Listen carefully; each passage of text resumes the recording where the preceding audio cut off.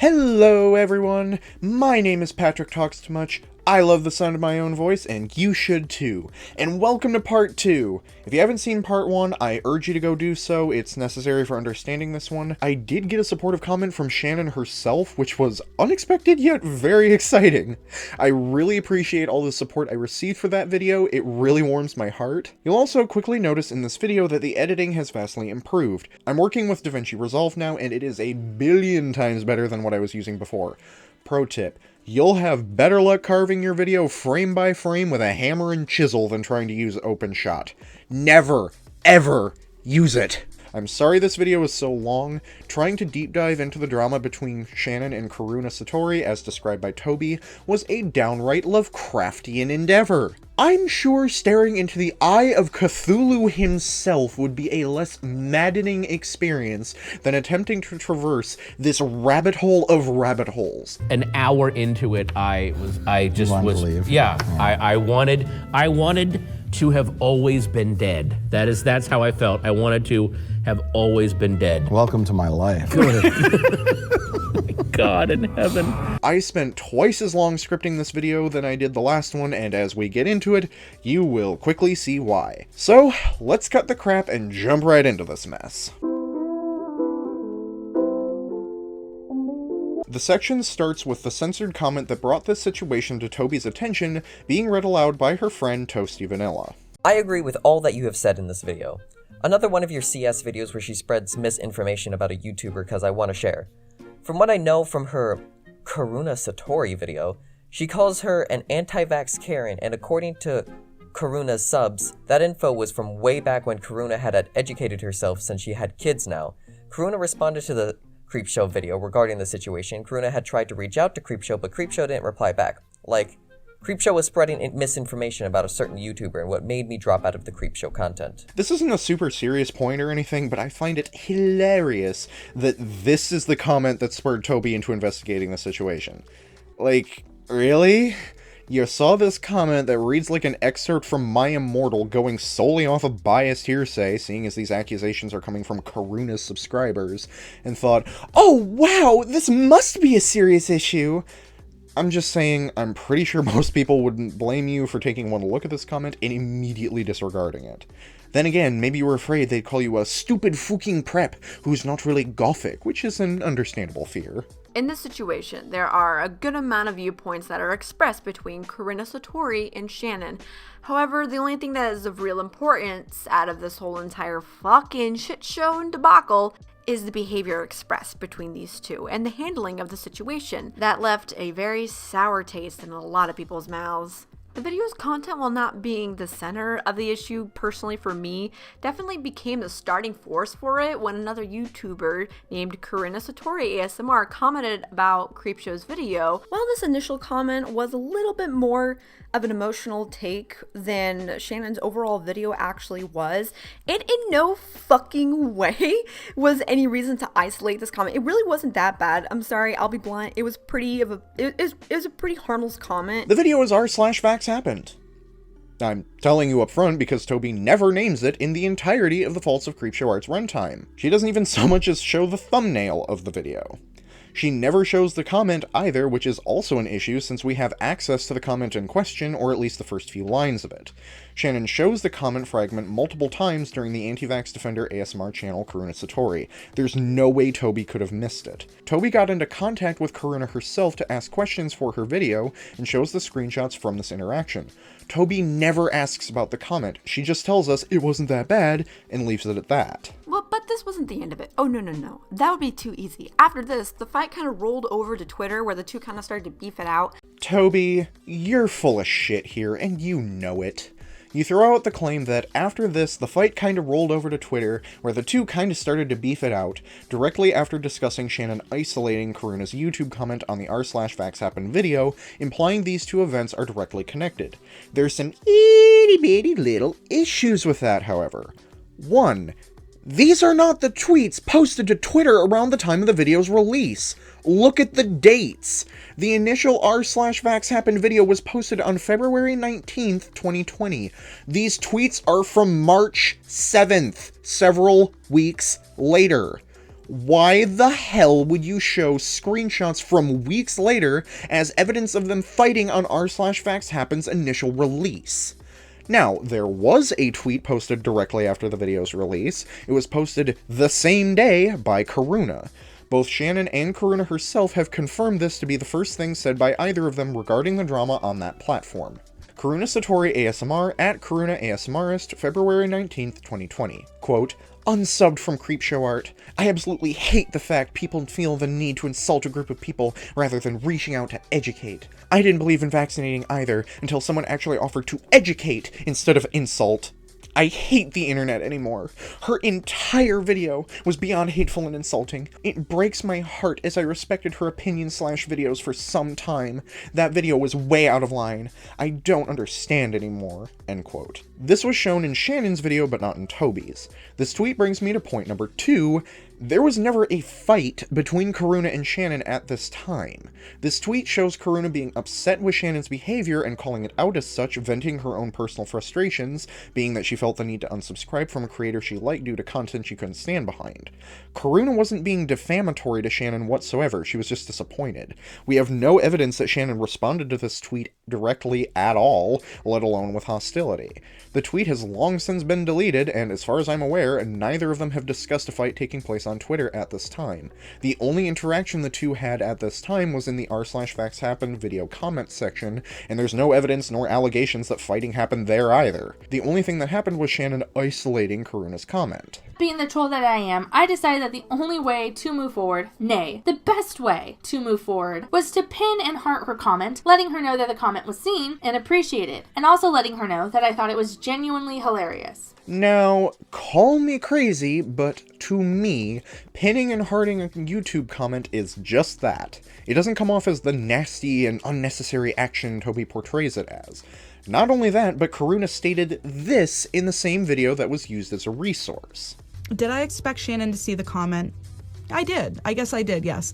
Did I expect her to reply? No. And to this time, at this time, I still don't know what she responded, but apparently she did at that time. Karuna wanted Shannon to see the comment, and Shannon showed she saw the comment by pinning and hearting it. Mission fucking accomplished. I mean, Shannon didn't pin it and heart it for the reasons Karuna wanted, but she did see it. Am I really supposed to believe that Shannon pinning and hearting a comment she thought was hilariously dumb, and Karuna of her own accord posting to Twitter about her disappointment with Shannon that, as far as we know, was never replied to, is them beefing it out? Sure, Jan. In Satori's video that she made about the situation, she explained how she got very heated and felt a little guilty about getting that far into it, so she ended up doing something very reasonable when you pop off like that and DMing Shannon, giving her a very nice apology. Heated day, I was upset. I go on Twitter, I'm like, unsubscribing to CreepShow, whatever. At the end of the day, I was like, I calmed down, my kids got to bed, I had a moment to think for myself, and I was like, you know what? Do I really want to open my mouth over this situation? Do I really want to make a big deal out of something that maybe she didn't mean as negative as she portrayed herself? So I reached out to Shannon and I apologized. I think she did see the message. She did not respond, and she didn't have to respond. That's not the point. So at that time, everything was cool, everything was great. Hey, I apologize for my comment earlier and tweet. I was being a salty bitch all day, and when I watched your video, because I didn't agree, I went the fuck off and said I'm unsubscribing, as if it's relevant, but you know how it can be. Anyway, I'm pulling a tweet and delete because there's no reason to straight up stop watching someone I like because they made an insult. Anyway though, you prob don't give a shit. Regardless, I would just feel better if I apologized. Have a good night. I have issues with this right out of the gate. It's definitely nice that Karuna DM'd Shannon to apologize for her behavior. I'm not saying it isn't. However, this was not an appropriate way of going about it in this instance. Karuna aired her grievances with Shannon publicly in the YouTube comment section of the r/Facts Happen video, and then on Twitter. If you made statements you no longer agree with publicly, why would you then apologize in private? Even if you two did talk it out in DMs and came to an agreement with one another, publicly it would still look like you two have issues. However, no. that wasn't enough. I'm not exactly sure what the hell happened, but Shannon ended up just ignoring the DM altogether and then used it in her video. Now, a lot of people, including me, found this to be so unbelievably petty of Shannon to do, as well as immature and so goddamn childish. Satori had made a very heartfelt apology after popping off a little harder than she should have. And, honey, you do it too. Shannon, you do this just as much, even more than she does. Where the hell is your apology? 1, as I already explained, this should have been made publicly to begin with. 2, Shannon wasn't required to respond to the DM. Karuna said so in the very clip you used. 3, you are grossly misrepresenting why Shannon revealed the DM to begin with. Shannon didn't show the DM just for shits and giggles. She showed it to explain why she didn't accept the apology to begin with. And besides, the Antivaxx Defender ASMR channel, Karuna Satori, was released as a retrospective of the entire situation. Shannon was looking back at everything that happened between her and Karuna with hindsight.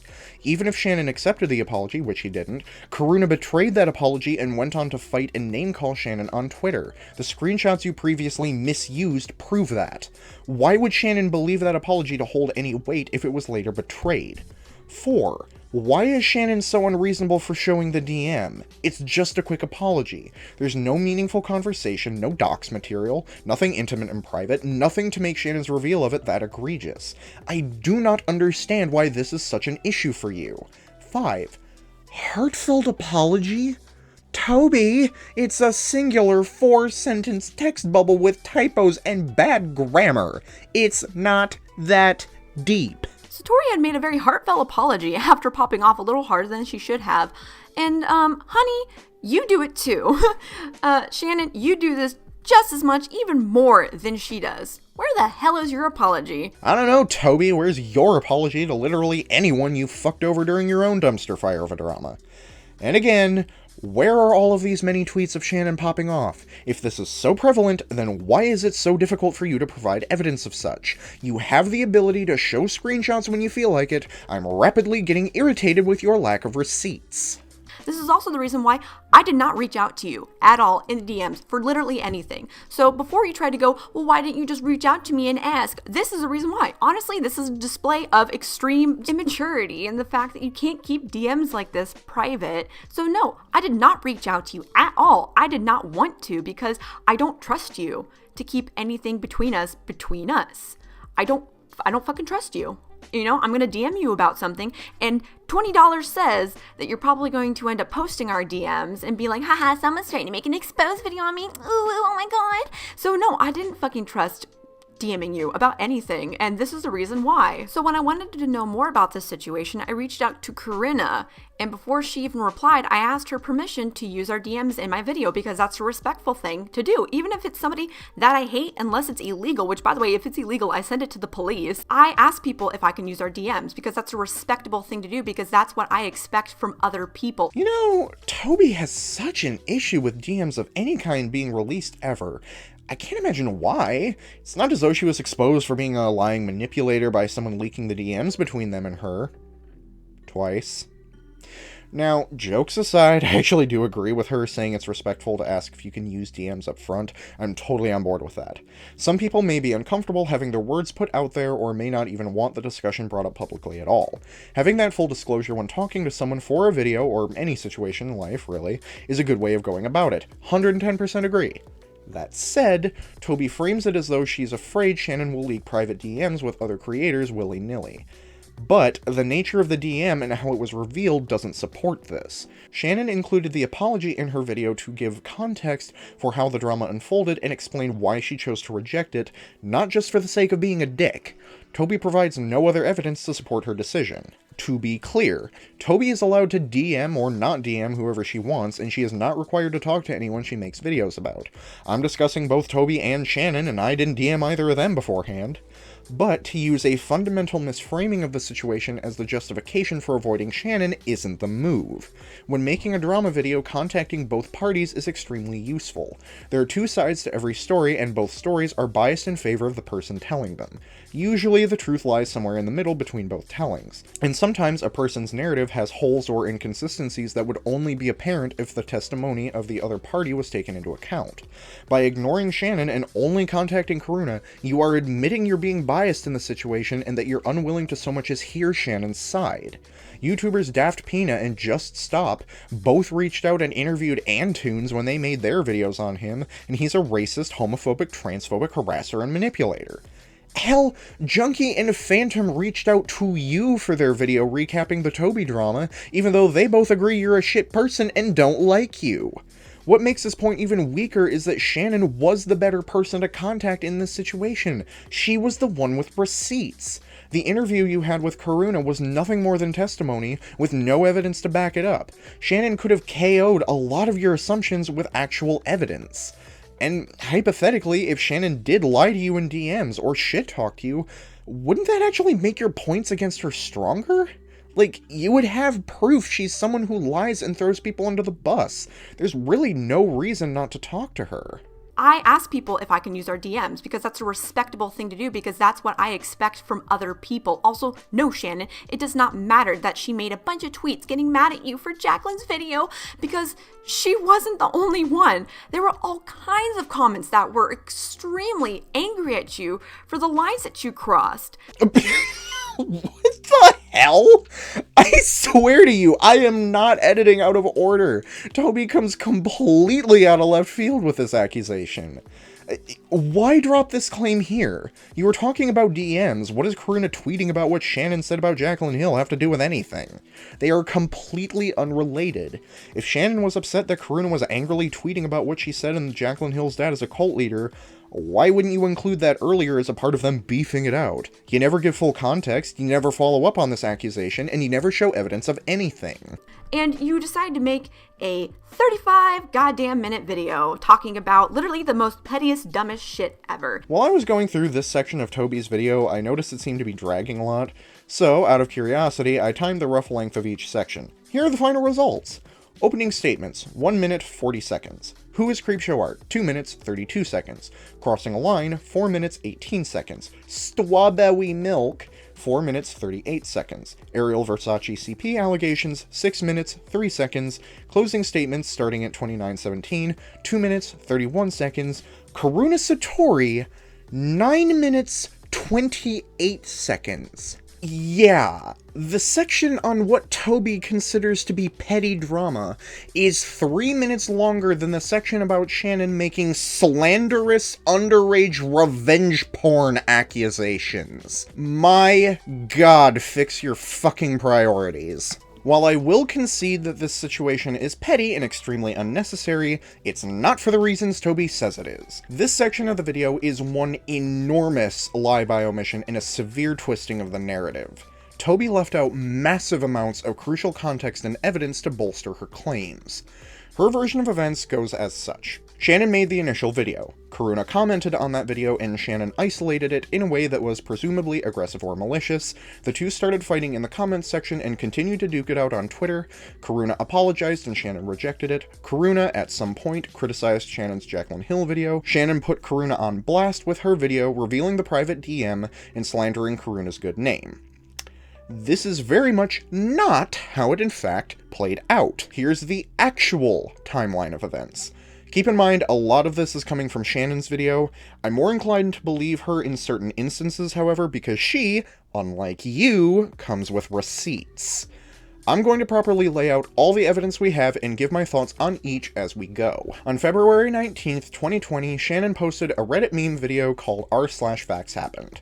It was fairly benign content, just Shannon going over the post made in the subreddit and giving her thoughts. The same day, Karuna watched the video and, while supportive at first, became enraged a few minutes into the video when Shannon insulted someone's appearance on the grounds they were anti-vax. About 2 weeks ago, she came out with a video on anti-vaccination, and I was all about it until about 7 minutes in the video, or 5 minutes into the video, I don't know, she starts comparing people's looks to their beliefs.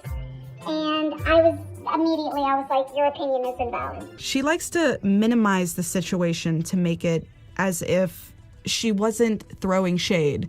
Although she admits she was throwing shade, but then she says, I just called her a Karen. Where all of this comes from is you think about what a Karen is. The may I speak to the manager, sunglasses type, short haircut, mom body. I thought Shannon was, and I still do. I want to make this very clear that I have not changed my opinion on this situation at all. I think that she was look-shaming. She then posted a comment chastising Shannon for perceived bullying, saying, quote, "It's really sad some of the things said in this video. Some people unfortunately were taught vaccines were bad. That doesn't mean they don't deserve to be loved. Nobody wants to blank them." With all that context put back in, you'll immediately notice something. Karuna didn't comment on Shannon's r/vax happen video just cuz. She was specifically bringing attention to bullying comments. Tobi never makes this clear in her video, only saying, The only thing that is of real importance out of this whole entire fucking shit show and debacle is the behavior expressed between these two and the handling of the situation. The video's content, while not being the center of the issue personally for me, definitely became the starting force for it when another YouTuber named Karuna Satori ASMR commented about CreepShow's video. While this initial comment was a little bit more of an emotional take than Shannon's overall video actually was, it in no fucking way was any reason to isolate this comment. It really wasn't that bad. Tobi brings up the original video and explicitly makes a point to discard it from the discussion. This is an issue because, as you can see, that video and its contents provide necessary context for everything to follow. It's commentary 101, include as much context as possible when making an argument. Tobi making the conscious effort to not so much as mention the name of the video is super suspicious on her part. Why would she choose to omit the actual source of conflict? Well, it's because if she revealed what it was that sent Karuna over the edge, it would make her case against Shannon being irritated with Karuna look pretty weak. Here are the sections from Shannon's r/vax happen video that offended Karuna that Tobi neglected to show you. Anti-vaxxer group furious after study they funded debunks vaccine autism link. Congratulations, you played yourself. If you can't even get science itself to confirm your biases, confirm what you're thinking, and you are the people, like you were literally paying those scientists, those medical doctors, what have you, to literally agree with you, so you're influencing the study through your funds, and they still don't agree with you, maybe cut your losses and realize that maybe you, the bottle blonde with 5 kids and a Live Laugh Love sticker on her car, who got a degree in business but hasn't used it, doesn't know anything about medicine. Maybe at that point you should consider that. Seriously though, I know this is an image of Jenny McCarthy, but she looks like she needs to speak to my manager and I just don't have the time for it. I may be ugly, and I may be a loser, and I may be a loner, but at least I'm not an anti-vaxxer. And that's right, kids. It's absolutely true. No one wants to stick their dick or wrap their puss around someone who thinks that vaccines are the devil's juice. I have done my research on vaccines. Okay, well, what do you think of the PCV2 specific lymphocytes that raise the number of Th, Tc, and CD3 positive T cells in the blood of DNA vaccine immune groups? Oh, a bitch is quiet. Why does every anti-vaxxer look like they run a Christian bookstore and doesn't believe in sunscreen? Why do they all have that same look like they've never had a fulfilling orgasm in their lives and think masturbation would cause your hands to fall off? They all look like that, and like they never don't. I've never seen an anti-vaxxer who I think, wow, sanity. Before I get into Karuna's stance regarding these jokes, I want to address something. Shannon showed these clips in the Antivaxx Defender ASMR channel Karuna Satori, sort of, to show what was actually said. Here is her clip. I swear to you, I edited nothing.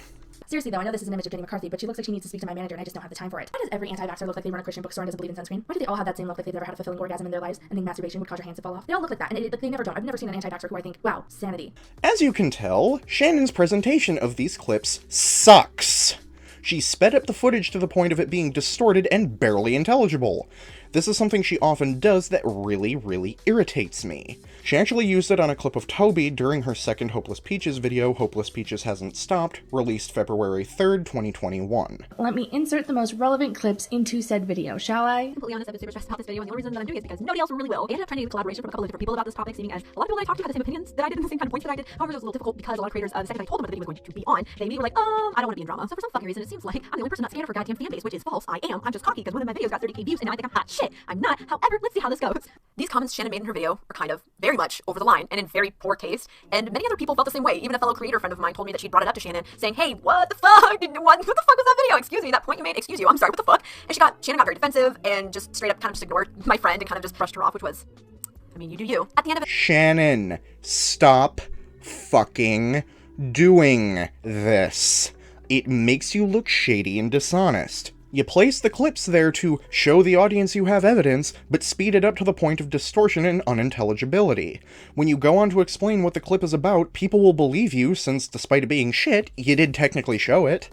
It makes you look like you're trying to mask what's being said and deceive people. It's fishy on your part. Stop doing this! It helps no one! Also, Shannon only included the Karen jokes, despite the jokes about how anti-vaxxers shouldn't expect sex from normies being relevant. Karuna was under the impression that Shannon was bullying both anti-vaxxers and Karens with her jokes, and that she should only be making fun of their insane and untrue beliefs. She likes to minimize the situation to make it as if she wasn't throwing shade. Although she admits she was throwing shade, but then she says, I just called her a Karen. Where all of this comes from is, you think about what a Karen is. The may I speak to the manager, sunglasses type, short haircut, mom body. I thought Shannon was, and I still do. I want to make this very clear that I have not changed my opinion on this situation at all. I think that she was look-shaming. I don't want to stop watching this person because, you know, she made some insult towards a Karen, which is a body type, interestingly enough. People forget that, you know, when we're insulting somebody, calling them a Karen, I want to speak to the manager, you're also insulting them by their body type, by their looks, by this and that. Karuna was also adamant about educating rather than humiliating, but I'll be covering that later. Shannon went on a long rant in the Antivaxx Defender ASMR channel Karuna Satori about her irritation with Karuna's response. Before I play the clips, keep something in mind, I've done hella editing here. Shannon is rambly as fuck in this video, and as such, her clips go on just shy of eternity. Seriously, Shannon, this is a huge issue with some of your videos. Your editing is complete horseshit. Please, you need to be as short and sweet as possible. I'm only keeping the most relevant pieces and cutting out a lot of extraneous material. I've done everything in my power not to cut out anything important. I'm linking the video below so you can see the unedited clips and make sure I'm not misrepresenting her. And I said the same thing in my video, along with a couple of other premium jokes, like saying that some anti-vaxxers are so stupid based off the memes I was saying that they shouldn't be in charge of their own lives, much less anyone else's. And then I also said, which I also think is pretty premium, that all anti-vaxxers look like Karens. Straight up, I feel like everything I've said has been said by pro-vaxxers once or twice or a million times before. Those jokes, those premium jokes, those really good, totally not terrible throwaway jokes that I put in a fucking Reddit meme video that was supposed to be taken 100% seriously because I'm 100% serious at all times every day, they did manage to offend someone. And that someone was my fan, Karuna Satori ASMR. This human person who was just a week ago saying they love my content is now writing into my comment sections on a horse telling me that I'm a human piece of garbage for making fun of anti-vaxxers. Karuna came into my comments and left me this outstanding comment on screen, letting me know that she was absolutely repulsed that I, a human woman who fucking talks about memes online, that I would make jokes about anti-vaxxers. You know, the same way I make jokes about literally everything else. She is absolutely horrified that my simple dumb ass that failed out of college would have the audacity, the absolute gall to make a joke that said that these people who are putting other human beings at risk and making stupid decisions because they think they know more than literal medical professionals and scientists look like they're 2 seconds away from calling a manager at any given time is too far. It's really rude. It's not okay. You don't do that. You don't hurt someone for having different beliefs than you, especially if those beliefs kill people, you know, like anti-vaxxer beliefs do. And personally, I had never, at that point in my life, which was a couple weeks ago, I had never seen a such stupid overreaction to a joke before in my life, especially since the joke was so very mild. Not actually, it wasn't even, no, it's like, it wasn't even mild. It was such a stupid throwaway joke for her to get so butthurt that I was literally sitting there like, okay, so you wrote an essay about Karens? Really? So, with both sides laid out, let's discuss. First off, I want to make something clear. I really do not like Shannon's wording nor her tone in this video. She's very over-emotional, and not in a good way, and very instigatory, which results in her arguments appearing weaker due to the delivery. She also says some very stupid things, such as claiming Karuna called her a human piece of garbage, or claiming Karuna said that you don't hurt someone for having beliefs different than you, especially if someone's beliefs kill people. Both are statements I highly doubt Karuna actually made, and Shannon really should have reconsidered putting them in her video. In commentary, people can and will take the least charitable interpretation of your words. Choose them carefully. After looking over Shannon's jokes, Karuna's criticism of the jokes, and Shannon's rebuttal to the criticism, my conclusion is that this is all just a big misunderstanding. Karuna simply misread the jokes themselves, why Shannon made them to begin with, and the point she was making with them. First of all, let's define what a Karen even is. YouTuber Tiffany Ferg made a wonderful video explaining the Karen meme in detail. Her definition of a Karen is as follows. What is Karen? Who is she? Most of us are probably familiar with the name or idea of Karen through this meme, embodied by Kate of John and Kate Plus 8 fame, with the iconic haircut that says, "I'd like to speak to the manager." Karen characteristics include being rude to service employees, a sense of entitlement, white privilege, believing she is right even when she's clearly wrong, and speaking to the manager, calling the police, or threatening to sue. Typical physical characteristics of a Karen include a middle-aged white woman with the Karen haircut, which is usually an A-line bob or a dramatic pixie cut, often blonde, or with chunky highlights. Rude to service workers. You can absolutely judge a person by how they treat service workers, be it in retail, food service, customer service. These people work very hard for low pay with few or no breaks. And Karen either doesn't know this because she's never worked this type of job, or she knows and doesn't care. When interacting with Karen, there's not going to be a kind greeting, there's no please and thank yous. She tends to treat workers like they work for her, and she definitely doesn't tip. There's a sense of entitlement. Karens feel entitled to special treatment, and rules and policies simply don't apply to them. Karen seems to think she's the most important person in any situation. You know, she needs or deserves that parking spot. In a store or restaurant, she is the only customer that matters. And another of the classic Karen characteristics is the appeal to authority. Karen is the type to come in and try to return a shirt without tags, without a receipt. And when you tell her you can't do that, she wants to speak to the manager. Karen's the type to bump into your car and threaten to sue you. Is it sexist? Are all women Karens? No.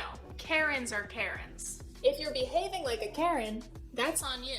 Is it classist? I spoke with Angie Speaks a little bit about this, so I'm going to take a quote from her. My take on the issue of Karen is that it's a word that was invented as a way to make fun of the pathological behaviors exhibited by privileged, usually white, professional and managerial class women who weaponize their privilege, usually for arbitrary reasons, over the mildest inconvenience or discomfort. Like most language or memes that come from the internet and are used to poke fun at demographics and groups, it can be used pejoratively in a harmful way to dismiss valid concerns. However, big however, the term was used to critique a group of people in society who have significant class power over others. The term is punching up most of the time when it is used, not punching down at the vulnerable. So no, I don't think that Karen is a classist term. The traits of Karens and the traits of anti-vaxxers overlap. Anti-vaxxers think they know more about situations than they really do, ignoring the advice of actual medical professionals and instead trusting the crap they find online that they're not able to recognize as misinformation. They're entitled in that they're willing to put other people's lives at risk simply because they don't want to vaccinate. It doesn't matter if someone else's child gets sick and dies, it only matters that their child isn't harmed. Anti-vaxxers also tend to literally be Karens. Karen's main goal is to protect their child at any cost.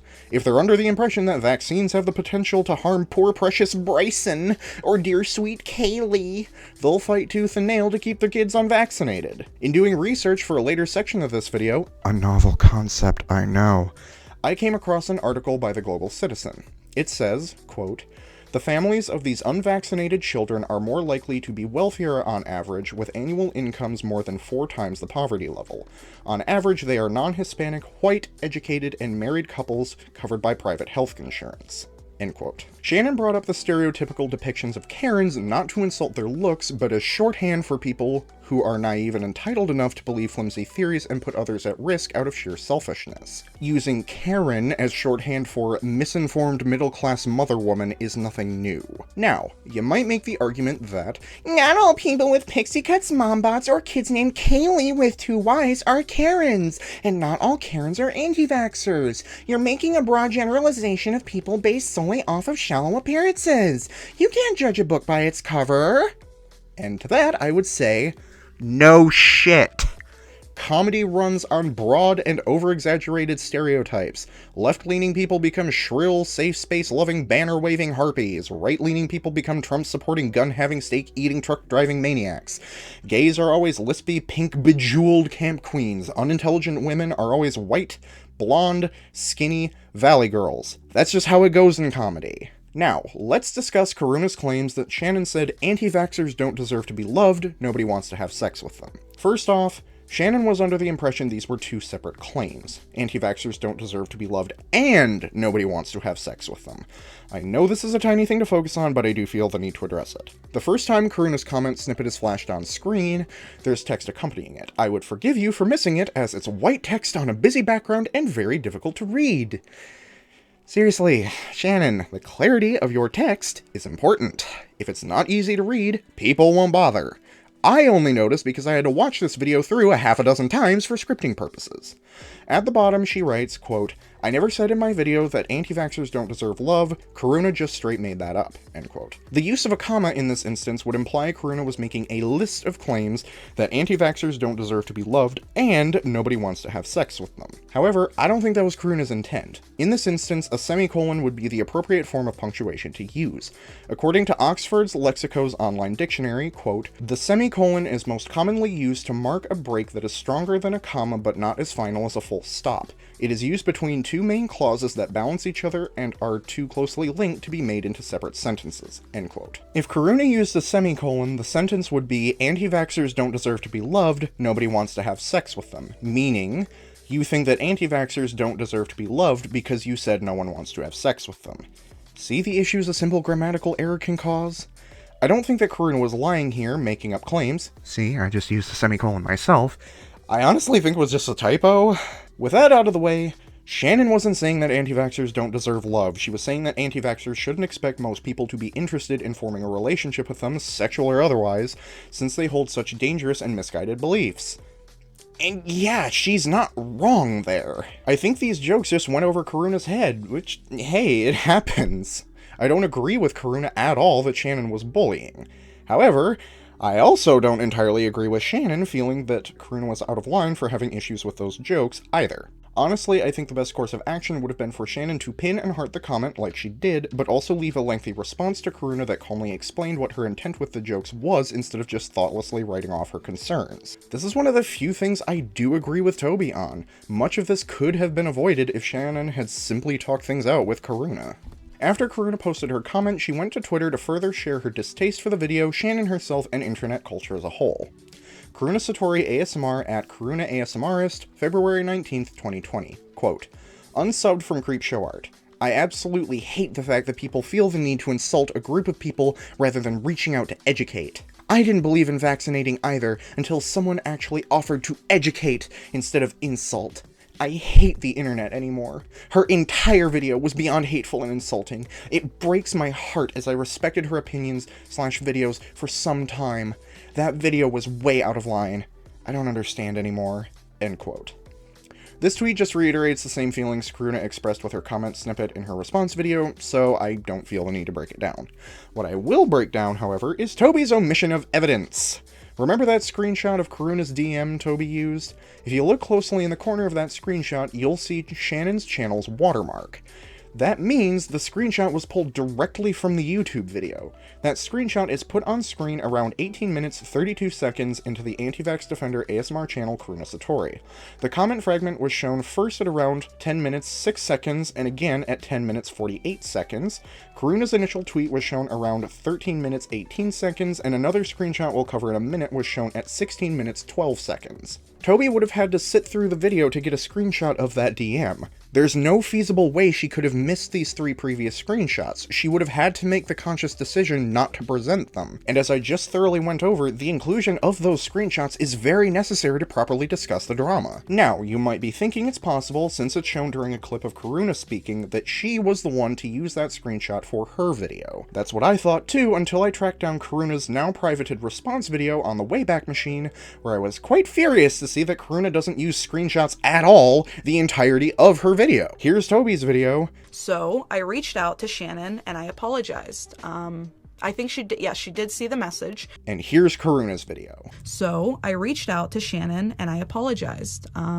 I think she did see the message. Tobi, if you have to exclude crucial evidence in order to make your argument work, then you're a bad commentator. Not to toot my own horn or anything, but I've been able to criticize Shannon and hold her accountable for her actions using the screenshots. You didn't do that, however, either out of incompetence, laziness, maliciousness, maybe all three. Shannon alleges that after Karuna posted the tweet, she received little support from her fans. She made that tweet, and despite having a cool couple thousand followers on Twitter, a grand total of 6 people responded, with only one person in the comments being positive about that message. Karuna addressed this in her response video, saying, My channel and what I've built is not about drama and commentary channels. I don't do this for a living. So when people say, oh, nobody's coming to her defense with her 9,000 Twitter followers, it's because they're not there to support me in regards to drama. They're there to put my ASMR videos on for relaxation, for sleep, for, just to feel better. This is actually a good point. I have no reason to believe Karuna isn't being truthful here. I'll give her this one. However, that's not where Shannon's allegations end. She made that tweet, and despite having a cool couple thousand followers on Twitter, a grand total of 6 people responded, with only one person in the comments being positive about that message. And do you want to guess? Who was positive about her anti-vaccination person support? If you guessed, it was the guy who literally told me I have no value to the world and should consider leaving it, the Rewired soul, then you, my friend, are absolutely right. After the only support she got was from someone who talked so much shit about me to his own fans in private chat that they sent me messages about it, and how he said he was going to, quote, destroy my ass. After that happened, she deleted the tweet. I did, however, get semi-annoyed when she started talking to the Rewired soul, aka the man who straight up said I had no value to society, and talked about how terrible I was with him. About a day or so later, she messaged me saying that she was sorry, and I didn't respond because, once again, I didn't know her at that point, and after you talk to someone who claims that I'm paranoid and I offer nothing to the world, and says things like I probably was abused pretty badly to end up the way I am, I don't really want anything to do with you. After you agree with that person and say I don't add value to society, I don't want anything to do with you. And that apology really held no weight in my mind, because even after she apologized when she said that message, she was still publicly responding to the Rewired soul, saying the same things and agreeing with him. Let me give some context real quick. The Rewired soul is, or was, a channel about mental health that would discuss and speculate about the well-being of other YouTubers. However, he was unqualified to make any diagnoses because he's not a licensed mental health professional. Back when he was posting frequently, he would pester many fellow YouTubers trying to collaborate with them. Shannon was one of those people. She had very bad experiences with him, as expressed in the Rewired soul tried to manipulate me, TRS Rant, released February 28th, 2019. What I'm about to talk about is a personal online thing that I had happen with him that I found to be very manipulative and very, very, very sketchy. So when Primix's video went up, I left a public comment on it that said, I love this video. I am also skeeved out by this guy. Here's why. And it was a very long comment. And I ended with, I don't know if I'm going to make a video or not, but I appreciate this one. Shortly after I posted that comment publicly, I got a very weird response out of nowhere from Chris himself. Out of nowhere, like 30 minutes after I posted that comment, Chris followed me on Twitter and publicly asked me to be on his channel. Within 30 minutes, a man who I have never spoken to and publicly just stated on Primix's video, I don't like this guy, follows me on Twitter and publicly asked me to be on his channel. But not only that, because how he did it, I found to be incredibly, incredibly disrespectful, and you're going to see why I was so angry right now. So I had tweeted a response to YouTube creators.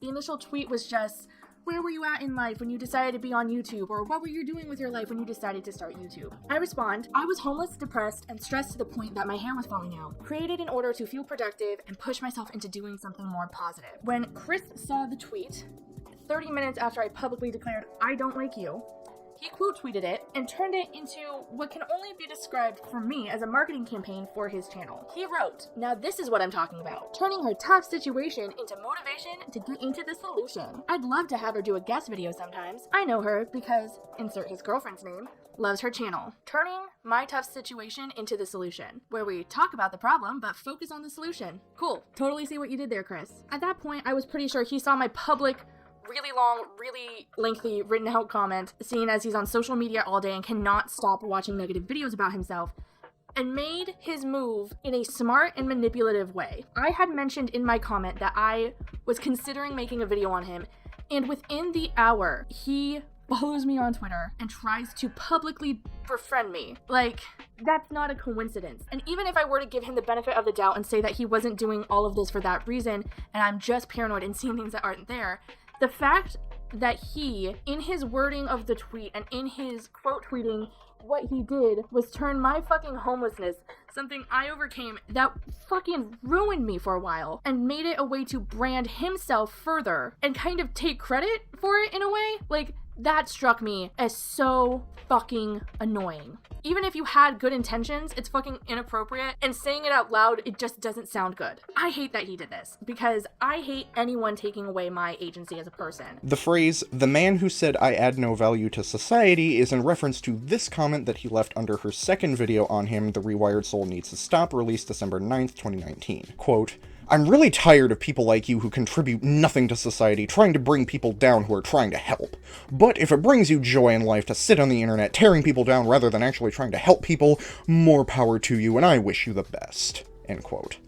This comment is all around nasty, from the "people like you who contribute absolutely nothing to society" quote, to his passive-aggressive "more power to you, I wish you the best" at the end. Like, seriously, dude, fuck off with this shit. Shannon doesn't show evidence of the interactions Karuna had with the Rewired Soul, but Karuna herself does confirm they did take place. And regarding the Rewired Soul, he's made his actions, and I'm not going to treat him like shit just because of some things he's done in the past. I'm not. I used to be on that hate train too. How funny and how ironic. That's what cancel culture does. It's a very real thing. You should look into it. Yeah, see Jay Aubrey's and/or Priminx videos as for why this is problematic. You remember when I brought up the DM that Tobi took from the Antivaxx Defender ASMR channel Karuna Satori? The one that was presented around 18 minutes 32 seconds? Guess what? Shannon started talking about the Rewired Soul and her negative experiences with him at 16 minutes 42 seconds. Tobi would have had to sit through this little side rant in order to get to the DM. For someone who is a fan of Shannon's, I find it odd that you conveniently left this part out. It's almost as though you knew Karuna talking shit with someone who has negatively impacted Shannon would make your presentation of her as this poor bullied little baby look rather limp. And before anyone says, "But in your previous video you said that Tobi was wrong for saying Shannon can't talk about Jaclyn Hill's father, that regardless of Jaclyn saying people were invading her privacy, Shannon was still within her rights to talk about it. Aren't you being a hypocrite here?" You, Strawman, are correct. As long as they aren't committing slander, both Karuna and the Rewired Soul can talk as much shit about Shannon publicly or privately as they want. There's nothing to be done about it. It's their free speech, they can use it how they wish, even if Shannon doesn't like it. But, just as Karuna and the Rewired Soul are allowed to shit-talk Shannon, Shannon is within her rights to shit-talk them back, be annoyed, and want to distance herself from them. As for Tobi, I do, in fact, get to hold this against her. She spent an entire chapter of The Faults of CreepShow Art and the entirety of my issue with CreepShow Art's Jaclyn video, Don't Hate Me Ooh Woo, saying that Shannon was crossing a line for talking about Jaclyn, someone who doesn't want to be talked about, for bringing up a person Jaclyn had negative experiences with and triggers her, and discussing things Jaclyn didn't want discussed. So, by Tobi's own logic, let me make that abundantly fucking clear, Karuna is also in the wrong. Shannon does not want to be talked about in this way by Karuna. Karuna is talking to and about someone whom Shannon has negative experiences with and triggers her, and discusses things about Shannon she doesn't want them to. So, by Tobi's own logic, again, let me make this abundantly fucking clear, these are not my standards. Karuna is committing the same social taboo, yet she is not being held accountable while Shannon is. Gee, it's almost as though you have double standards or something, Tobi. After a while, Karuna deleted the tweet and presumably the YouTube comment as well before sending an apology via DMs. Hey, I apologize for my comment earlier and tweet. I was being a salty bitch all day, and when I watched your video, because I didn't agree, I went the fuck off and said I'm unsubscribing, as if it's relevant, but you know how it can be. Anyway, I'm pulling a tweet and delete because there's no reason to straight up stop watching someone I like because they made an insult. Anyway though, you prob don't give a shit. Regardless, I would just feel better if I apologize. Have a good night. I've already explained in detail why this apology is bad, so we're moving on. Shannon, after seeing Karuna freak out over some dumb jokes, believing Karuna was sticking up for anti-vaxxers and their beliefs, and talking shit with a Rewired Soul, chose to reject the apology and not respond. After the apology was sent, things went quiet on both sides until Shannon dropped Jaclyn Hill's dad as a cult leader on March 4th, 2020. All roads lead back to Jaclyn Hill, I guess. This is where Karuna took to Twitter once more. Karuna Satori ASMR at Karuna ASMRist, March 4th, 2020, replying to at Jaclyn Hill, quote, "She even had the nerve to spell out Jim Eilers' last name.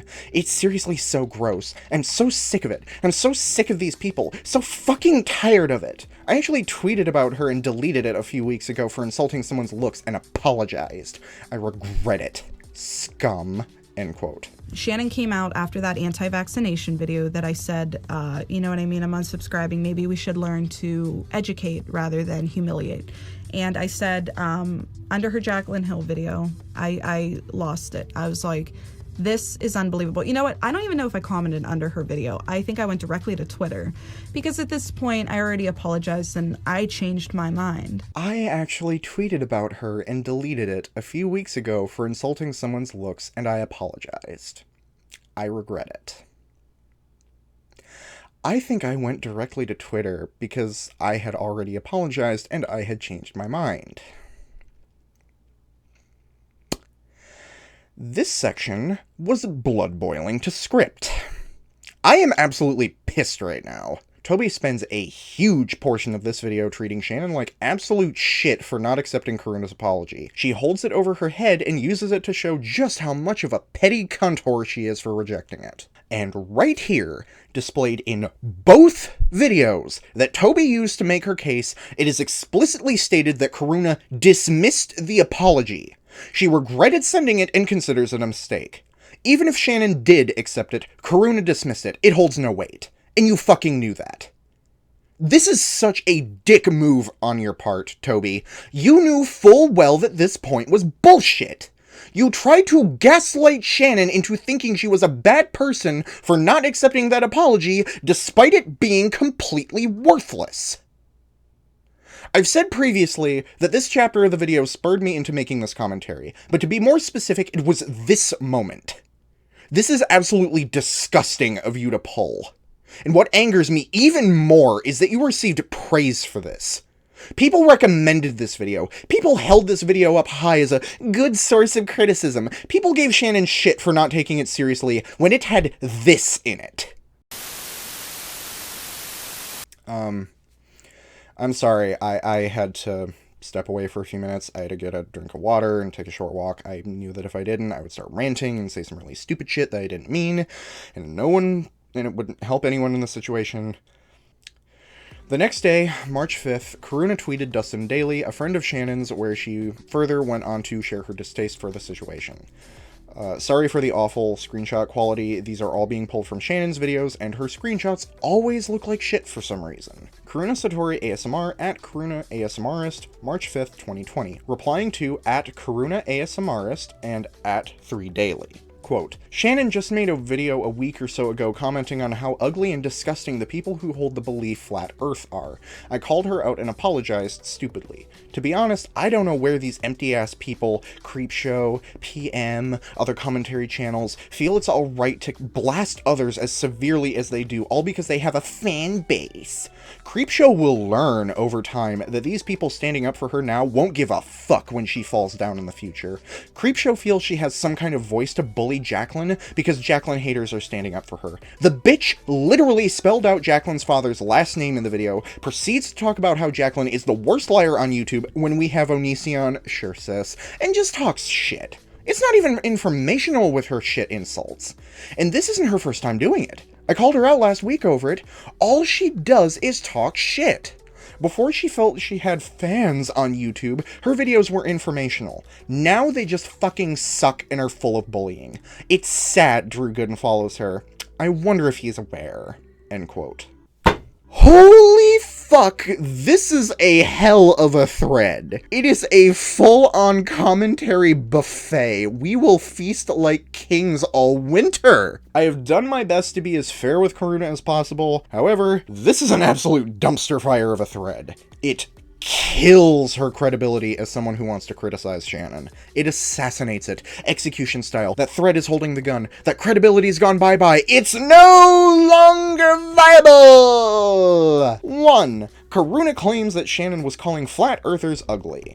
There were flat earthers that she was talking about, saying that they look like this or they look like that, and I'm thinking, why are you going directly into look shaming? What is that? Do you understand what I mean? Like, but I'll get into that too. Spoiler alert, she never gets into that.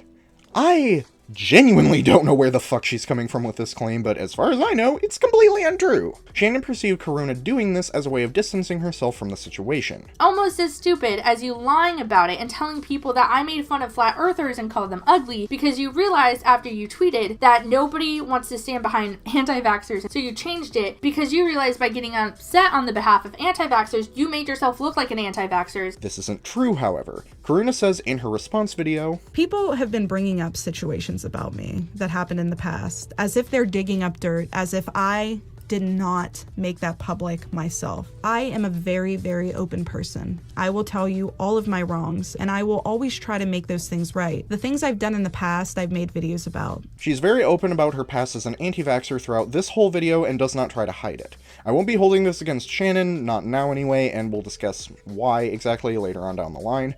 Regardless, I have no idea why the hell Karuna made this claim or thought it would fly. 2. Karuna perceives Jaclyn Hill's dad as a cult leader as nothing more than Shannon bullying Jaclyn Hill. This is so insanely stupid, it makes me want to remove my brain via plastic spork. Let's make a comprehensive list of every claim Karuna has made about Shannon's video. 1. Shannon bullied Jaclyn by talking about her father. You don't fucking call her out for her family members, and that's exactly what CreepShow did. Imagine having to wake up and see somebody's made a video exposing things that she doesn't want to fucking talk about her, and I see people literally saying, oh, well, that's her parents are public image, that's off limits. You just don't do that. You just don't step that far. Let me explain to you what Shannon's video about Jaclyn Hill was. It was about her father. It was about the parent she did not ask to birth her. It was about her parents, who she could not choose in life, who she did not have a choice to have. Jaclyn Hill did not ask for her parents. She didn't. She could not change who her parents are or were when she was younger, and she cannot do it now. Shannon got on and completely, something that Jaclyn Hill even posted on her Twitter, even publicly stated in videos, she doesn't talk about her father. She doesn't talk about him. She doesn't give him the time of day. He's out of her life. And Shannon went too far with that. 2. Shannon called Jaclyn a psychopathic liar. It's like making fun of Jaclyn, calling her like the biggest psychopath of YouTube. Her video was the way she presented herself. She called Jaclyn like a psychopath or a liar or whatever. We have Onision, who's like the #1 worst person in the world. It's like escalating it to be something it's not. 3. Shannon made fun of Jaclyn's appearance. You call her out for her actions. You don't call her out for what she weighs. You don't call her out for how she looks. Imagine how Jaclyn Hill feels being bullied every single day of her fucking life by how her weight has gained and how, she looks this way and that way. Imagine her waking up every single day of her life, people commenting on her looks, people commenting on how much weight she's gained, people commenting on things that she can't help. And it's disgusting. It's gross and it's scum. 4. Shannon said that Jaclyn is the reason her father was a bad person. Saying that her dad's actions are a result of how fucked up Jaclyn is. 5. Shannon spelled out Jim Eilers' last name. The bitch literally spelled out Jaclyn's father's last name in the video. 6. Shannon made fun of Jaclyn's conception. Making fun of her saying somebody had to come inside Jaclyn's mom to make Jaclyn. It was about her father. It was about the parent she did not ask to birth her. Let's go through and debunk these claims piece by piece. Karuna's claim that Shannon made fun of Jaclyn's appearance and her weight are 100% false. I have no idea where the fuck Karuna got in her head Shannon did that, but she didn't. Next! Karuna's claim that Shannon said Jim Eilers was a messed up dude because of Jaclyn is also false. Shannon speculated that Jaclyn was a liar due to the influence of her father. I wonder if it's like, oh, that man probably taught you to lie. Speculation is not necessarily bullying. Next! Karuna's claim that Shannon spelled out Jim's last name is true. However, the way Karuna frames it implies she thinks Shannon was trying to dox him or send a hate mob his way. This is not true, as Shannon only spelled out Jim's last name because she wasn't sure if she was pronouncing it correctly. I found out that her father is a man by the name of Jim Eilers. E-I-L-E-R-S. That's the name. I'm gonna call it Eilers. I don't know if that's how it's pronounced. This is not bullying. Next! Karuna claims Shannon called Jaclyn a psychopathic liar. No, what Shannon actually said was, Jaclyn Hill, the biggest pathological liar on YouTube. While psychopathic and pathological both start with P and have paths somewhere in through there, they are both still, in fact, different words. But since in slang terms they are pretty much used synonymously, let's analyze anyway. According to Google, pathology is defined as, quote, involving, caused by, or the nature of a physical or mental disease, end quote. The joke is that Jaclyn's lies are a disease that she suffers from. It's hyperbole. According to Google, hyperbole is defined as, quote, an exaggerated statement or claim that is not meant to be taken literally, end quote. With the psychopath claim, the only other thing I can think it's possibly in reference to is this quote from Shannon's video. I am putting a deep dive into Jaclyn Hill, aka the Jake Paul of the beauty community. Jake Paul was famously theorized to be a psychopath by Shane Babies Are Sexy Dawson in his documentary series. If Karuna was trying to claim Shannon called Jaclyn a psychopath, by extension of comparing her to Jake Paul, who was called a psychopath by Shane Dawson, it's one hell of a fucking stretch to make. And either or, it's hyperbole. Jaclyn Hill is not the worst person in the beauty community by a long shot. With people like Jeffree Star, Laura Lee, and others, I'm not really up to date on the beauty community bigwigs. It's not my bag. It is an absurd notion to say that Jaclyn Hill is the worst of any of them in any department. And that's the point! Invoking Jake Paul is an incredibly basic joke. Comparing people who've done bad things to Jake Paul is the same as comparing any bad romance novel to Twilight. It's exaggeration for humorous effect to get a point across. This is not bullying. Next! Karuna's claim that Shannon was mocking Jaclyn's parents comes from these jokes she made. I am literally sitting here telling you to your face that the man who provided the semen to make one of the most prophetic and profitable liars on YouTube, we are going to go on this journey together and read what the man whose spunk created the biggest liar on YouTube has on his little old webpage. This man is the man who put his hoo-ha into someone else to make Jaclyn. So I guess we know where she learned how to bullface lie online. So much so that she made an entire brand off it. And like him, they both made brands off this. These jokes are based around gross-out humor and absurdity. The gross-out is obvious. No one wants to think about Jaclyn's parents having sex. It's off-putting and disgusting, which is the point. The phrase, I guess we now know where she learned to bold-faced lie online, is even more hyperbole. The joke is that Jim is a liar, and when he had a child with Jaclyn's mother, his lying tendencies were passed down to Jaclyn, leading to her building her career off of falsehoods. It's supposed to be ridiculous. Traits like lying can't be passed down genetically. It was not supposed to be taken seriously. I get this is edgelord humor and your mileage may vary, but while you may think it's unfunny, to which I agree, this isn't bullying.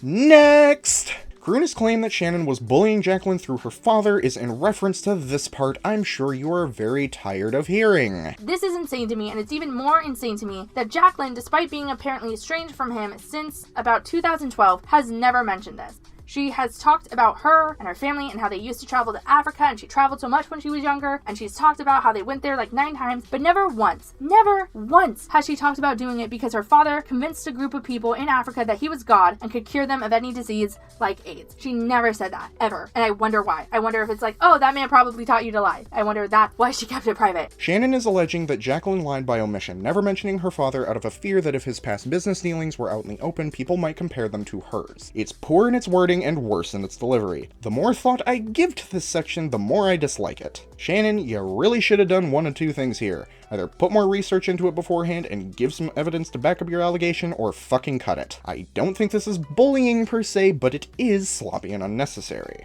The argument that Shannon needs to mind her own business and not talk about Jaclyn's father if Jaclyn doesn't want people to talk about it is so fucking stupid.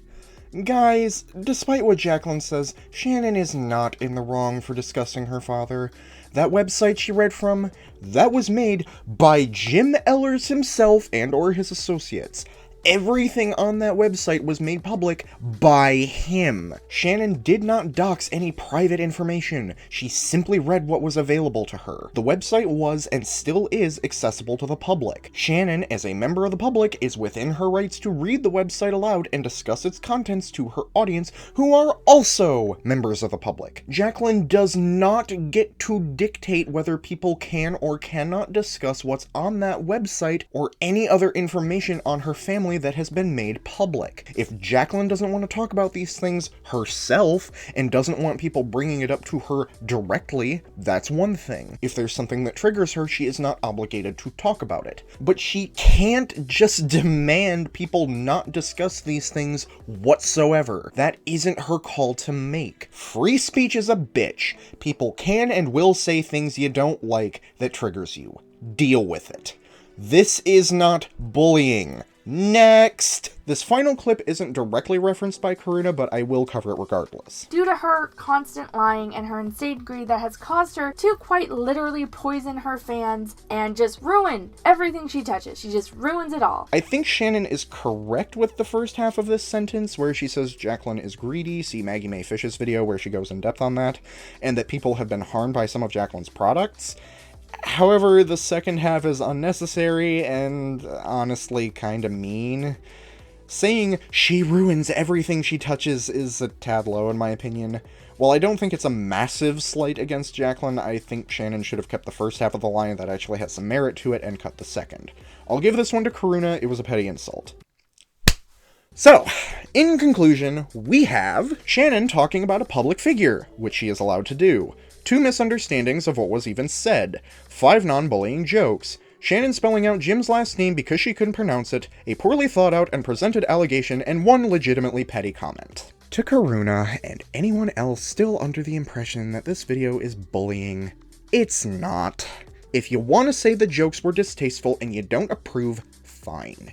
If you want to say Shannon's allegation and the petty comment were unnecessary, fine. But you are being ridiculous if you think this is sufficient justification to sling this amount of vitriol at her. They're escalating it to be like, I blew something so out of proportion. Because you did. Third, Karuna was being extremely nasty to Shannon here. Everything she says is for the purpose of hurting her. Empty-ass people. People won't give a fuck about her when she falls down in the future. The bitch. Now her videos fucking suck. It's sad Drew Gooden follows her. And let's not forget the scum comment from her reply to Jaclyn Hill. Scum is, we all know what scum is. You get it in your bathtub after you don't clean it for a week. You get it, there's some on the sides of roads, like, with garbage and nasty, disgusting thing. And that's the type, people who bully people, I consider scum. And I really do stand by the fact that some of Shannon's videos are straight out bullying. It's honestly pretty gross to me that someone who sings the praises of educating would turn around and do exactly what she was accusing Shannon of doing. Don't come at me saying, isn't it ironic how you call CreepShow a bully, but you're treating her like this? It's not like I'm lying. See, that's the thing. It's not like I'm telling a lie whenever I say that I think CreepShow is scum. People who do that to others are scum. They're irrelevant. What they say, their opinions aren't valid. Do you think, journalists who write for, the New York Times and, people who actually make it on the front page of newspapers and things like that, magazines, do you think they treat other people that they're interviewing like that or that they're talking about like that? No. Side note, I love that last bit. Shannon isn't the New York Times, and she's never claimed to be. She's more akin to the National Enquirer, and like it or not, people who work for tabloids have to eat somehow. Karuna's mindset here is that if someone is a bully, if they're bullying someone else, then the proper response is to bully them back. This makes no sense considering her stance on educating. Karuna, did you ever stop to consider that maybe, just maybe, some people bully others due to ignorance? You're willing to tell others not to make fun of anti-vaxxers or Jaclyn Hill, and instead sit down with them and educate them on why what they're doing is wrong, but when Shannon makes comments you perceive as bullying, education goes out the window, and instead she needs to be bullied herself? You tell Shannon this in your response video to her. And then, comes around the argument, well, do you think that I have time to vaccinate, or I have time to educate people on, it's like, then why insult them in the first place? That's just gonna make them believe in it more. Insulting and making fun of and bullying and this is that is just going to make their belief of not vaccinating their kids stronger. And that's how I feel. By bullying Shannon for bullying others, wouldn't that just make her believe she's in the right even more? And think it's justified to go after you more? Did you not think that would happen? Because that's what ended up happening. Shannon made it clear that if it had just been the comment and the tweet and nothing else, she wouldn't have cared. Karuna, you went against your own logic and arguably made the situation worse. How the actual fuck is telling Shannon she's a bitch, an empty person, that she's untalented, that nobody will be there to support her when she inevitably falls, and that she doesn't deserve to have the support she gets from certain creators like Drew Gooden going to make the situation better? How is that going to make her grow as a person? What you were doing was bullying. It makes you no better than what you perceived Shannon to be. You took part in an unconstructive cycle that helped no one, made the situation worse, and drove a stake through any potential reconciliation you two could have had. And all of this was over some mild jokes against anti-vaxxers and Jaclyn Hill. Good God! You know who would throw this much of a fit over next to nothing? A Karen. Calling all anti-vaxxers Karens is mean. So I guess now I'll just call them Karunas? It seems appropriate. 4. Karuna was talking this trash to Dustin Daly, one of Shannon's friends. She was specifically aiming this talk at someone who likes and cares about Shannon simply because he defended her from the unwarranted shitstorm she was receiving during the Jaclyn Hill situation. She posted something along the lines standing up for CreepShow art, and I commented below it, as well as Dustin Daly's channel. Let's see who else. Whoever else commented about the Jaclyn Hill situation, because after Shannon made that video, I was upset. What was your goal here? Hurt Shannon, hurt Shannon's friend, hurt Shannon through her friend, turn Shannon's friend against her? No matter how you slice it, you're the one being a dick here, not Shannon. 5. Tobi goes on in this section to make this point. Whether you agree with it or not is not the thing that we're discussing here. It's the fact that if you don't agree with what she's saying and it makes you that angry, just ignore it. As long as she's not spreading false information and making false allegations and saying disgusting shit like, I can't say those kinds of words because they make me feel uncomfortable, but you know what kind of stuff that I am talking about, then just ignore it. Well, Karuna was spreading false information and making false allegations, so by your own logic, Shannon is not obligated to ignore it and can call Karuna out all she wants. Tobi specifying at the end she meant stuff like slurs, rape things, stuff about murder, CP, etc. also infuriates me, because it sets up the stipulation that if the person isn't saying literally the most egregious and vile shit imaginable, you just need to grit your teeth and deal with it. I think this was set up preemptively in order to delegitimize any rebuttal from Shannon. Tobi did not delegitimize Shannon's rebuttal. Just because Karuna wasn't saying things from Tobi's disgusting shit list doesn't mean Shannon's barred from making a response that's fucking dumb. Not to mention we have another case of flamin' spicy hypocrisy on our hands. Omnia and Kai made a perfectly fair and balanced call-out video on your bad behavior. In this newest video, she expresses her distaste for people who produce explicit content involving minors, or rather, fictional minors. In this video, she says a lot of very true things, but as I said earlier, a video like this falls short when you're just as bad as the person, or in this case, people you're trying to call out. Let's talk about it. If you think that drawing children or children that are drawn in sexual situations is okay, or you do it, or you consume it, or you're like, it's not technically CP, so like, it's okay because it's like drawn, you're fucking dumb. You are a file. You support files. You have no empathy and you don't fucking care, or you're fucking stupid. Straight up. Everything that Tobi has said here is right. If you produce content like this, you're pretty sick, whether the character is fictional or not. If the character is a minor, it is wrong to put that minor in a sexual situation. So, why did you do this yourself, Tobi? I'm going to show you all the screen cap from the end of the video. See anything worth noting? No? Take a look at the handle at the top. This is the name of Tobi's old Twitter and Instagram accounts. On both of those accounts, you can find this image. This is a drawing of Shoto Todoroki from My Hero Academia and BDSM. Let's take a look at Todoroki's age, shall we? Oh, wow. He's 16 years old. As far as I'm concerned, that's a minor. Isn't it odd that you went out of your way to passionately tear apart these awful people, but somehow forgot to include yourself? You literally cannot say that this wasn't intended to be sexual, or you aged him up, because you littered the post that you made on Instagram and Twitter with hashtags related to BDSM and yaoi, and even went on to caption the post on Twitter with "hit him harder."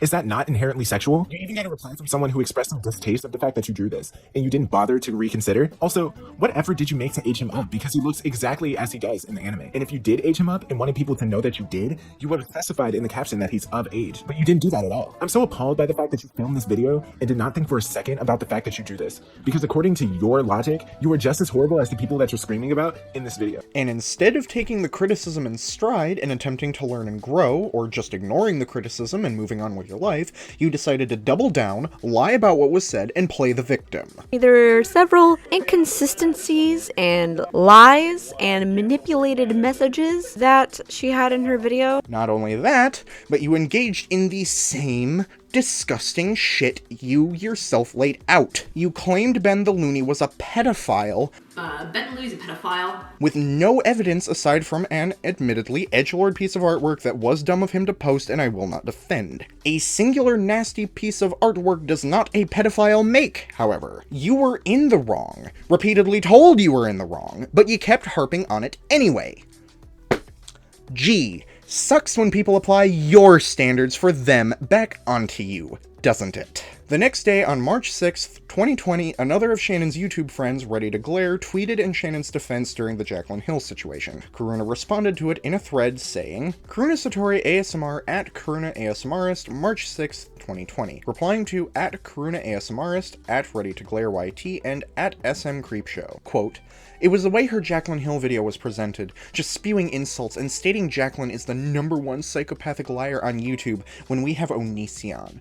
When commentary becomes bullying, it's no longer reputable in my opinion. I was talking to another drama channel the other day, Dustin Daily, and I expressed how much I initially watched CreepShow because I thought she was a teenager commenting on influencers. I thought she was bold for many of her videos until someone showed me she's my age making these comments and claims. It made me sad because up until she started being a literal bully, I thought she had good intentions. Again, it's the way it's presented. She made sure to spell Jim Eilers' last name, proceeds to insult, compare his actions to Jaclyn's choices. It was a nasty, hate-filled video in my opinion. End quote. I follow a YouTuber called Ready to Glare. Ready to Glare didn't do a damn thing. Let me make that very clear. Ready to Glare is a commentary channel as well. She's very wholesome, very kind, very sweet, completely just kind of docile, doesn't, go out of her way. Whenever she's angry, she'll do something. She posted something along the lines standing up for CreepShow art, and I commented below it, as well as Dustin Daly's channel.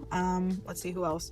Whoever else commented about the Jaclyn Hill situation, because after Shannon made that video, I was upset. It's the exact same thing as what she said in the Dustin Daily thread, though less vitriolic. Karuna states she likes Ready to Glare, so maybe she was willing to carry herself a tad better. It's the same claims of Shannon being a bully, making fun of appearances, making fun of Jaclyn Hill, spelling out Jim Eilers' last name, etc. In case it wasn't clear, Karuna's very consistent with her phrasing. I really don't have anything to add, so we'll move on. So, on March 7th, Shannon, being understandably frustrated with all this, decided to subtweet about the situation. She never named Karuna, the only indication was about her being a reference to scum. Karuna herself responded to the subtweet, baiting Shannon to call her out, continuing to verbally berate her. Yikes, at SM CreepShow, March 7th, 2020. Quote, by the way, I don't know if you guys have noticed this, but I really don't care if someone has more influence than I do. If I say something, I stand by it. Even if I say something unpopular that will ruin my platform. I am no one's bitch. Even you, person who called me scum. End quote. Karuna Satori ASMR, at Karuna ASMRist, March 7th, 2020, replying to at SM CreepShow. Quote, if you want to call me out, call me out. You are scum. Don't go flattering yourself, acting proud that you're a bully. I apologized after you made fun of someone's appearance, all for what they believe in. I regret that. Learn your place or people will do it for you. Fucking gross. End quote. Before we fully unpack this, Karuna makes a minor contradiction through here. Karuna claims in her Instagram story, I still unsubscribed and I still unfollowed. I'm like, fuck this. Then says in her response video, Shannon, the next day, starts subtweeting. And subtweeting, I mean, she's commenting about me. And the reason I know she was commenting about me is because she used the word scum. And according to Shannon, I don't know why you keep saying like you're out living your life and you don't pay attention to me, because every time I subtweet, even when it's not about you, you immediately are in my mentions, despite the fact that you said you cannot stand me, can't bear to look at me, can't look at my social media anymore, you hate me, and think I'm disgusting. If you want to pretend like you don't care, just stop checking up on me. Or stop replying to my shit, you dingus. It's not that hard. It's not that hard to not care. Also, weirdly enough, she never unfollowed me on Twitter despite publicly declaring she would at that point. I can't actually see if she unfollowed me on YouTube or whatnot or unsubscribed, but on Twitter, when someone follows you, you can see it. And the entire time she was popping off, she was still following me. She was still following my page. Either Karuna lied to her Instagram followers and said she unfollowed when she didn't, or she did unfollow and as such would have to be stalking Shannon's page to see any subtweets made about her. Which is it? Notice that all the specifics are gone from Karuna's accusations. Shannon didn't make fun of anti-vaxxers for their beliefs, nor flat earthers for theirs. She just made fun of a nebulous they. This is an issue because someone without the full context could potentially try to fill in the gaps and come to the conclusion Shannon was making fun of someone's religion. Shannon, taking the bait and doing what Karuna dared, posted an entire thread discussing the situation from her perspective. Yikes, at SM CreepShow, March 7th, 2020. Quote, Karuna's feeling ballsy, so let me stop subtweeting. Last week, she got mad at my Antivaxx video for making fun of anti-vaxxers and being too mean. By the way, I don't know her at all. Just know she's friendly with some people I know. So, her publicly tweeting she can't support me anymore was weird as fuck. She tells me that anti-vaxxers shouldn't be called Karens and shouldn't be told that they are the reasons that dead diseases are coming back. Then, the Rewired soul, you know, the guy who said I add no worth to society and implied I should kill myself, pops up in her mentions saying that I'm dumb and a bitch and she agrees with him. Again, I don't know her, but I get linked this and think, wow, that's rude, especially for someone who literally tried to say in their tweet that they loved my content before this. Then she apologized after a day because she was in a bad mood, and again, because I don't know her and I don't owe her a response because we weren't friends, I don't respond. Besides, you said being mean to anti-vaxxers is too mean, and I don't fuck with that, Von D. Cue to this week when I decided to tweet Jaclyn Hill, you know, the woman who promoted a product falsely, sold poisonous lipsticks, endangered her fans, and all around manipulated people with no remorse, that I was a bitch. And you stood up to me last week for making fun of people's appearances, despite that not being the case at all. You started talking shit again, and tagged my friends in it, which is a bad bitch move though. But turning around and pretending that you got mad about me bullying when you're mad because you were anti-vax is disingenuous, lame, and false. Also, stop pretending like you stood up to me when you talked dumb shit that not even your fans agreed with because you were defending anti-vaxxers, then apologized without anyone even confronting you, ya dumbass, end quote. Looking over this thread, I mostly agree with it with several large caveats, however. 1. She has me right up until the very end when she claims turning around and pretending that you got mad about me bullying when you're mad because you were anti-vax is disingenuous, lame, and false. Shannon, that was speculation on your part based on nothing. You had no reason to believe that Karuna wasn't being truthful in her first tweet when she said she's no longer anti-vax. That was fucking uncalled for. Keep in mind, we're going over this in more depth later. 2. You claim, she tells me that anti-vaxxers shouldn't be called Karens and shouldn't be told that they are the reasons that dead diseases are coming back. Sweetheart, unless you can provide a screenshot that corroborates this, I call complete bullshit. But she called Karuna a dumbass! And after all the shit Karuna said, I don't particularly care. Play stupid games, win stupid prizes. Karuna did not take kindly to this thread and responded with, Karuna Satori ASMR at Karuna ASMRist, March 7th, 2020, quote, imagine bullying someone for how they look, and when someone calls you out, instead of directly responding, you call your followers to defend yourself. I stand by what I said. You're scum, and you flatter yourself too much for being proud to be a bully. Ew. End quote. This is rather infuriating to read. Karuna, you spent an entire section of your video bitching about Shannon perceiving you as clingy and obsessive regarding her opinions of you. Bringing them up for no reason on Twitter, trying to make it as if, you know, she's disgusting, this validates everything I'm saying, for getting mad and being so obsessed that she... You know what I did this weekend? You know what I did? I dressed up and went to a casino. Started out with $100, lost $1,000, and gained it back to $3,000. I literally was gambling all weekend. That's what we did. Went back to a hotel, had a nice steak dinner, and you know what we did yesterday? Celebrated my son's 7th birthday at a local play place with his cousins and sibling. That's what we did. My daughter. We had fun. Had a great time. I wasn't sitting there. I wasn't making it a point to obsess as she's trying to... This is where it becomes lame. You were responding to things that you wouldn't have even known were posted. If you weren't following or stalking Shannon's page, did someone link it to you or something? If so, probably would have been a good idea to specify, because as it stands, your use of the "why are you so obsessed with me" gif is rather ironic. Also, I'm confused as to why you dared Shannon to call you out only to turn around and act shocked that she did what you asked. I assume you're saying this because Shannon didn't tag you in her tweet, only explaining the situation to her own followers? Bit of an issue with that, however. Karuna stated, when someone calls you out, instead of directly responding, you call your followers to defend yourself, as though this was something she demanded of Shannon in her response to the subtweet. But it isn't. All she said was, if you want to call me out, call me out. There is no mention of a direct response in that tweet whatsoever. Karuna, if you don't specify exactly what you want, how can Shannon be expected to deliver? Now, while her response on Twitter was a flaming pile, she touched on this section in her response video with more finesse. I knew she was subtweeting about me, so then I commented under it, I'm like, if you're gonna subtweet about me, or if you're gonna, shade me indirectly, call me out. Now, what's interesting is Shannon's using that right now as, an excuse to go as far as she did. She didn't just go and call me out. When I said call me out, I mean, if you're gonna say what you have to say what you have to say. That doesn't mean try to make a social manipulating cancel smear campaign about me. Gonna be perfectly honest, I agree with her here. While Shannon's recounting of what happened is more or less a factual retelling of the events that took place, that ending portion where she speculates Karuna is secretly still an anti-vaxxer and or is still sympathetic to anti-vaxxers' cause is totally unreasonable, unwarranted, and unsupported. Again, Shannon, she said in her initial tweet that she's no longer anti-vax. If you believe she was lying, you need to show evidence to support it. If not, keep your opinions or theories to yourself in order to avoid spreading false information. Which you did. A new person, someone I assume to be a follower of Shannon's who was out of the loop, popped in asking what the hell was going on, kicking off a lengthy thread. Before I go on, I want to vent my frustrations a little. Shannon, your screenshots throughout this whole video suck! They've been blurry and cropped to shit. This one has an entire side chopped off. Why? I had to guess what one of the words was because it was so cut up. They're also out of order and have context cut. I had to compare yours to Tobi's to try and figure out what the proper order of them was. I only realized after a good while that this screenshot was a part of the same thread. I didn't know that because the line that indicates a tweet is a part of a thread is almost entirely cut off, and the second half of the thread is presented first? What the fuck? The way you present evidence has to be precise in order to avoid confusion like this.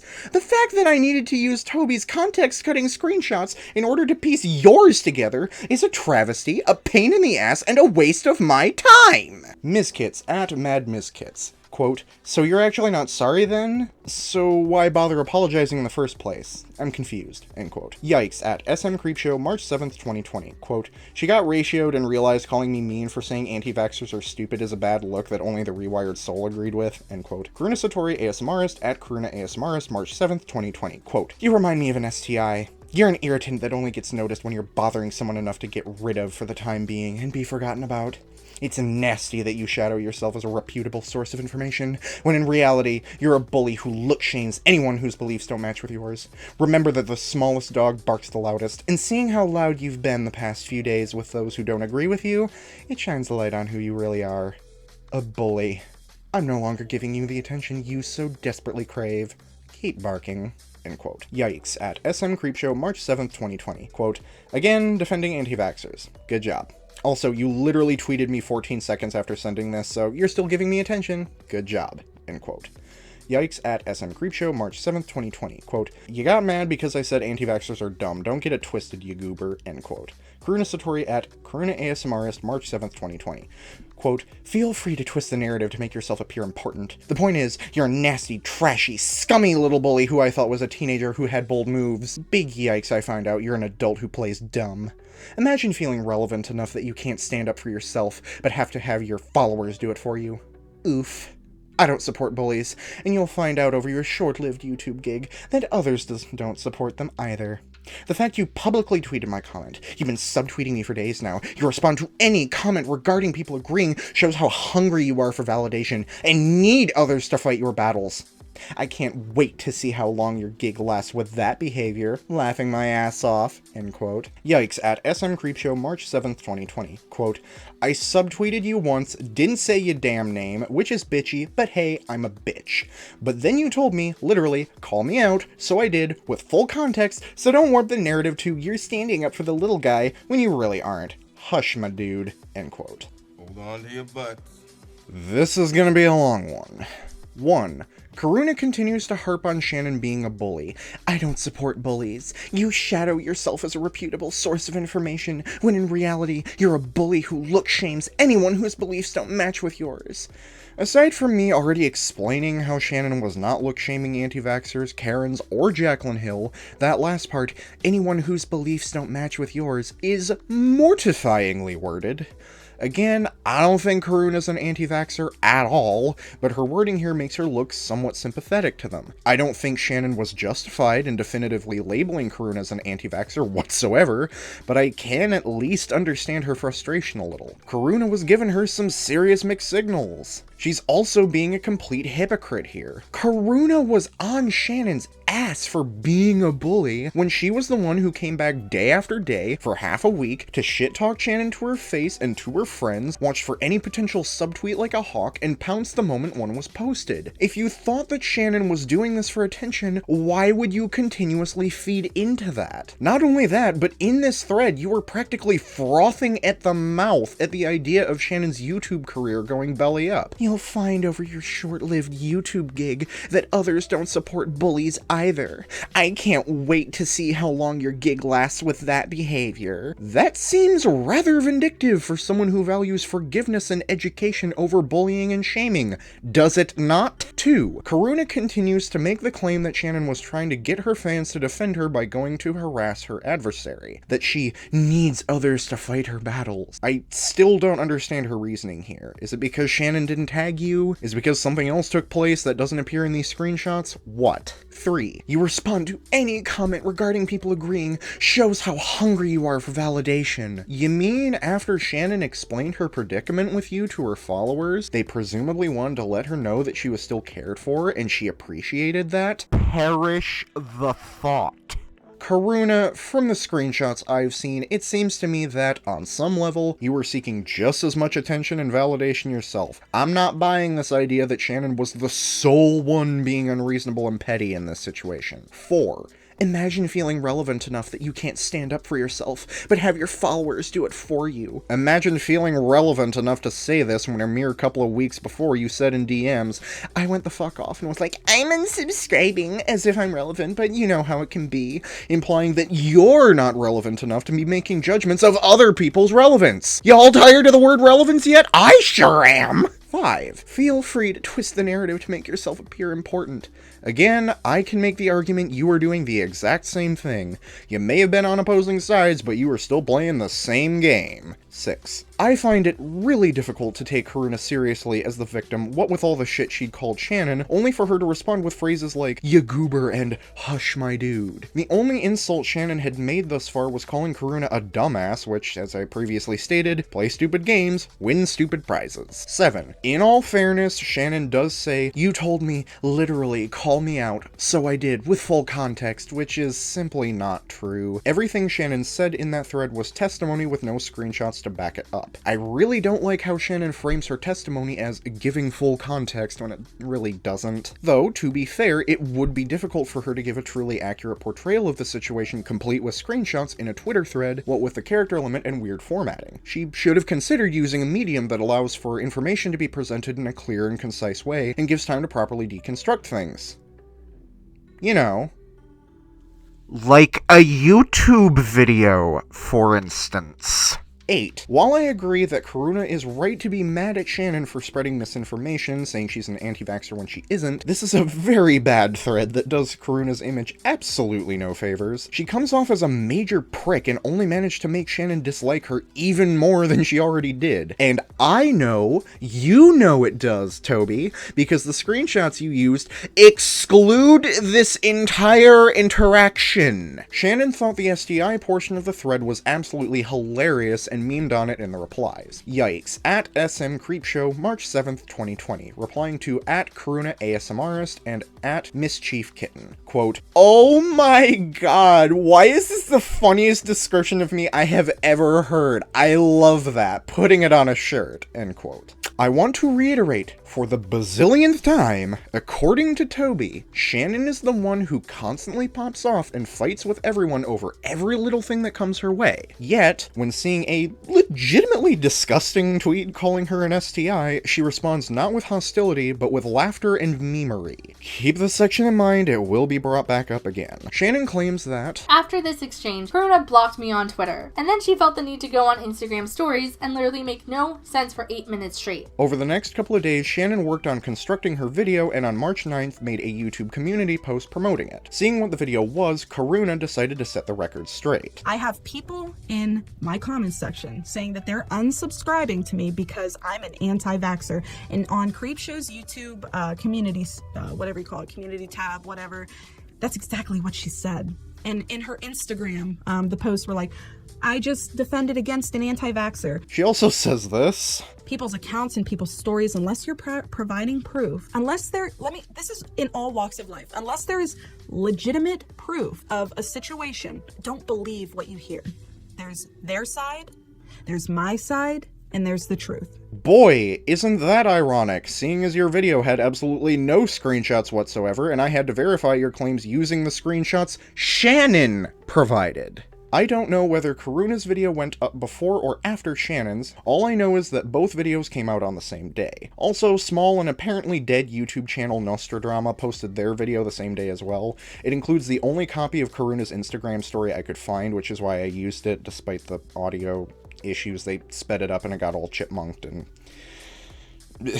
don't do that, please. In the future, it makes it very annoying for future users to try and reference it. Despite that, I cannot thank them enough for archiving it, though. Also, Shannon herself saw that video and commented on it. I don't really have anything to say about it, I just thought I'd mention it. I don't know when Tobi started scripting the faults of CreepShow art, but she at least reached out to Karuna to ask her questions on May 26, 2020. Karuna's response video was up upon release, but was privated sometime after that. I don't know when it was privated, nor the reason why. So, at long fucking last, with everything properly laid out, I get to tear Tobi a new asshole, cause her presentation of this situation fucking disgusts me. I am livid with how this section was handled. In my previous video, where I discussed Tobi's discussion on Shannon's handling of the Jaclyn Hill situation, I brought up how Tobi chopped a considerable portion of context from one of Shannon's clips. Upon rewatching the faults of CreepShow art the first time, I assumed it was a mistake. However, as soon as I got to this section, it became very apparent to me that it was, in fact, very deliberate. I have no issue labeling the faults of CreepShow art as a hit piece against Shannon. This section proves that. There is no feasible way that Tobi could have simply missed this much material from both Shannon's video and Karuna's video, short of having a handful of styrofoam peanuts for a brain, which I don't think is the case. I mean, that's not medically possible. I'm pissed off. Not because I care about the beef between Shannon and Karuna. It was a dumb situation that never should have happened. Both of them should have acted like fucking adults, talked it out either in the YouTube comment section or in DMs, agreed to disagree, and left it at that. No. What makes my blood pressure shoot through the roof is how Tobi used this section to smear Shannon. And it is smearing. There is no other reason Tobi would cut out every piece of evidence that makes Karuna look defamatory and instigatory. Tobi's only goal was to make Shannon look like the bad guy. Her evidence and presentation of such is nothing more than window dressing to give this blatant hit piece against Shannon the thin veneer of critique. This is not Tobi giving Shannon criticism out of a genuine want to see her improve. This is Tobi twisting and cutting up the narrative into whatever shape she needs it to be to suit her goal. The narrative she wanted to push was that of Shannon being a belligerent and hyper-defensive bitch incapable of criticism. Tobi's own screenshots prove she knew full well what was going on and made the conscious choice to omit certain details. This is the section that made me realize that Tobi didn't start out with good intentions and fell from grace due to an inability to accept criticism and take accountability for her actions. She never had any grace to fall from. I've changed my stance. I think that this is why she decided to remove the video. I genuinely think she was afraid that, due to her other scandals, someone like me would come along and re-examine her claims and discover it was all bullshit. That could destroy her. Omnia and Kai were and still are small YouTubers with similarly sized followings. Shannon, on the other hand, has a hell of a lot of influence and a hell of a lot of sway in the community. If it was discovered Shannon was lying about someone like her, it would be a death sentence. I think that removing the faults of CreepShow art was a last-ditch effort to evade being called out. Well, you failed, Tobi. The video was both archived on the Wayback machine and has been re-uploaded to YouTube by a third party, and I have no qualms about linking both in the description so that everyone can witness your lies. Jesus fucking Christ, let's get on with this bullshit. This isn't even the worst part of the situation that makes me extremely angry and extremely disappointed in you, because this resulted in this girl losing subscribers, mostly because you started to frame her as an anti-vaxxer. Hey, Tobi. Did you read your own screenshots? You know, the ones you put in the video? Because I did. Karuna says, I lost about 100 to 200 subscribers over it, maybe more. Not 1,000 to 2,000. 100 to 200. James Charles, this is not. Karuna herself stated in her response video that she was almost at 1 million subscribers at the time. When I say that we are almost at 1 million family members. And considering she's over 1 million now, it must not have been that big of a fucking deal. A few hundred subscribers are pocket change for a channel of that size. Both Karuna and Shannon's channels are doing fine. This situation didn't affect either of them in that way whatsoever. To actual hell with this point. You started to frame her as an anti-vaxxer. I know you put anti-vax defender, but you know what that insinuates? That insinuates that somebody supports that. The way that you framed it in your video, the way that you framed it in your tweets, made her seem like she was an anti-vaxxer. But in this apology, she straight up says it was not a big deal. It was just an insult. It was no reason to straight up stop watching someone she likes, and it was no reason to call me a bully. Now again, it's important to say I don't know this person. I still have never spoken to her outside of the one comment. And after receiving this and seeing her freak out about people being mean to anti-vaxxers, I decided, well, shit, I don't want to associate with this person, mainly because they support people's right to endanger other people's lives and hurt their children. Okay, after taking a break to calm down, I am ready to talk about the one part of this section I actually agree with Tobi on. Shannon did frame Karuna as an anti-vaxxer in her tweets and certainly in her video. Tobi only uses this singular clip, but there are far more examples where that came from. Have you ever gotten called scum by someone who has almost 1 million subscribers because you said all anti-vaxxers look like Karens and they think that saying that is bullying because they were an anti-vaxxer? Yeah, me too. Let me talk to you guys about what happened with Karuna Satori ASMR, or as I like to call her, the Anti-Vax Defender ASMR channel. I'll never be the person who takes someone saying, how dare you say anti-vax is bad? Seriously? She spent fucking time writing this whole ass paragraph about how I should be nice to anti-vaxxers. The people who saw her tweet said, hey, Karuna, I'm a fan of you and I want you to succeed, and this isn't hate, but like, being anti-vax is stupid and should be made fun of. And after receiving this and seeing her freak out about people being mean to anti-vaxxers, I decided, well, shit, I don't want to associate with this person, mainly because they support people's right to endanger other people's lives and hurt their children and bring back diseases like the measles, and they don't see anything wrong with that, and they don't find that selfish and abusive. I'm okay with her leaving. I'm okay with losing that subscriber. That's fine. I'm not interested in being friends with or collabing or being a partner with someone who has the mindset that bringing back long-cured diseases and putting people at risk is a totally splendid thing to do. And if that person is so butthurt that I make jokes about that I said that was stupid, that makes me incredibly wary of them. But no one, and I mean no one, popped off harder than our good old anti-vax defending Karuna Satori. In her tweets, Karuna would state that I was a bully and then talk about how she stood up to me a week prior, you know, when she was defending anti-vaxxers. In her tweet to Dustin Daly, and in her tweet to other people, she made sure to lie like a fucking liar and not let him know that she was defending anti-vaxxers. One is very clearly less stupid than the other, and one she is really sensitive about because she used to be an anti-vaxxer. Had someone known she was defending anti-vax people, her lying about situations in order to make her seem more credible and less like an anti-vaxxer who's mad that I called her Karen, she tried to paint me as someone who will make fun of and shit on someone whose belief system doesn't match mine because I said being anti-vax is bad. But anti-vax? Yeah, that's bad. If that's your belief, if you're praying to the anti-vax god, I'm gonna make fun of you. End of. She was saying that I was telling people their belief system is wrong, but in her same comments, she was not mentioning that she was talking about people who do not vaccinate their children. I thought straight up saying that Karuna Satori ASMR is a little dummy for saying she stood up to me when she got mad because I said being anti-vax is stupid because she used to be anti-vax and is now jumping on the fact that Twitter doesn't like me. People were side-eyeing her for saying being anti-vax isn't bad and we shouldn't make fun of anti-vaxxers because it's a belief system that shouldn't be ridiculed. And if you want anyone to really believe you're not still anti-vax, maybe consider not defending it with your whole chest, Karuna. This was Shannon's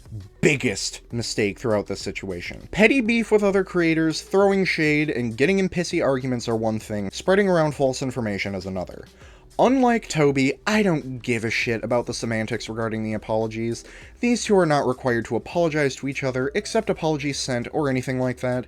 They can hate each other with a fiery passion for all I care. I do care about the bigger issue here, that being Shannon spreading rather disgusting false information. The only thing I can pick out from any of the screenshots we have access to that could be interpreted as Karuna potentially still being anti-vax is her poorly worded, "In reality, you're a bully who look shames anyone whose beliefs don't match with yours" statement I just went over. I suppose it's possible to see that wording and conclude that Karuna was playing off anti-vax as a belief in the same vein as a religion or something. However, that's just poor wording, something I've criticized Shannon for continuously. Karuna stated in her first tweet, "I didn't believe in vaccinating either until someone actually offered to educate and instead of insult, clearly and concisely making her stance on anti-vax clear. She does not believe in it any longer because someone who took the time to educate her instead of mocking her convinced her she was wrong. There's no getting around that. Shannon continues to make Karuna out as an anti-vaxxer regardless. Aside from the iffy, in reality you're a bully who look shames anyone whose beliefs don't match with yours quote, she has nothing to back this belief up. Now,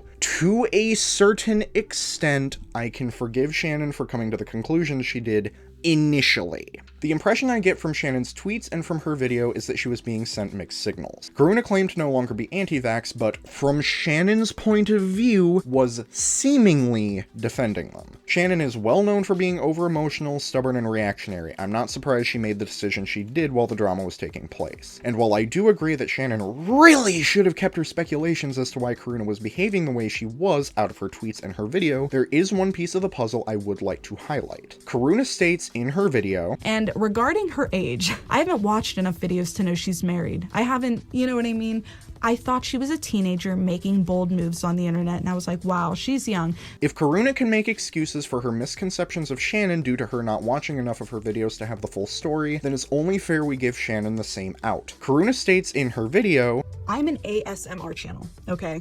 As I have stated multiple times the past 2 days, I whisper into a microphone for a living. I don't, like, my job, my passion, my care is not to tell people about that's what my side channel's for, and I haven't been active on that side channel for months. People have been bringing up situations about me that happened in the past as if they're digging up dirt, as if I did not make that public myself. I am a very, very open person. I will tell you all of my wrongs, and I will always try to make those things right. The things I've done in the past, I've made videos about. Shannon made it clear in her own video that, if you guys don't know who Karuna is, then you are exactly like me and how I was 3 weeks ago, because frankly, I had never heard of her in my entire existence. I don't really vibe well with ASMR content in general, and I've never really gotten down and dirty with that scene enough to know who's who and who has huge platforms and who's the up-and-comer. Like, I just don't know. And despite her apparently being on YouTube since 2013, according to herself, I just had no idea who the Hecklestiltskin she is, was, or has been. The videos talking about Karuna's past would be on a side channel to Karuna's main channel, a channel that centers around a thing Shannon does not like, that's part of a community Shannon is not in, made by a person Shannon would not be familiar with as such. I am willing, to a certain extent, to be lenient on her for jumping to conclusions. Mistakes happen. However, Karuna's video came out the same day as yours. As far as I'm aware, your Twitter was still active the entirety of Karuna's video being public. I find it highly unlikely that no one ever linked that video to you. If that video link was sent to you and you refused to watch it, or you did watch it and just didn't care, that's a fucking issue. Claims of someone being anti-vax are nothing to sneeze at. You said it yourself in your video. I guess she realized the optics of her formerly being an anti-vaxxer and defending people who are currently anti-vax aren't great, seeing that people with much larger platforms than hers have lost their shit after they come out or are exposed as being anti-vax. The misinformation you spread with your video has fucking consequences. While it's not the massive loss Tobi frames it as, Karuna did still lose subs. She did lose support. She did get harassed. Her entire little Twitter fan following started coming after me saying, oh, you're all anti-vaccination, when in reality I used to be. I actually stated in how many of my ASMR videos about Kat Von D, but I said that, you know, I don't believe in what she believes in. I was getting attacked by her naive fan following. Now let me make that very clear whenever I say naive, that I'm saying the people who are literally commenting, just immediately calling me an anti-vaxxer. Where I'm coming from with this entire video is I'm not going to let someone create a false narrative about me. I have people in my comments section saying that they're unsubscribing to me because I'm an anti-vaxxer. And on CreepShow's YouTube community, whatever you call it, community tab, whatever, that's exactly what she said. And in her Instagram, the posts were like, I just defended against an anti-vaxxer. I don't know about this Instagram post since Karuna shows no fucking screenshots, but I have no reason to believe she wasn't being truthful about everything else. I myself actually witnessed this harassment take place in the wild. Karuna popped up in the comments section of a Right Opinion video, I don't remember which one, upon its release a few months ago, I don't remember exactly when. Despite it being a benign comment in support of a channel she likes, in the replies someone commented, "Don't trust her, she's an anti-vaxxer, lol." Shannon, this video has no business still being up. I don't know why you think it does, whether it's stubbornness, pettiness, or what, but you need to unlist it, and you need to issue a retraction. This was fucking terrible of you to do. You're a drama channel who people come to as a source of information, tabloid-esque or not. If you say shit like this, people will believe you. I know you made it clear in the description and in the disclaimer towards the beginning. I don't feel like I have to say this, but since some of you are a little bit wild and like out there, don't go send hate to this person. So if you leave here and you feel like you now have to march over to her social media and tell her that she's terrible and all that stuff, you have taken the wrong message away. That is not my intention. Definitely do not do that. Just genuinely listen to my voice. Do not do that. But that does not change the fact that you are still spreading false information about Karuna that was and still is impacting her directly or indirectly. Think about it, Shannon. You got upset and hurt with Hopeless Peaches for allegedly spreading lies and misinformation about you. You don't think Karuna was and still is experiencing the same thing? Did that never cross your mind? I started scripting this video with the intention of defending you, and while I'm willing to give you the benefit of the doubt in certain places, I do not think you are correct in this instance.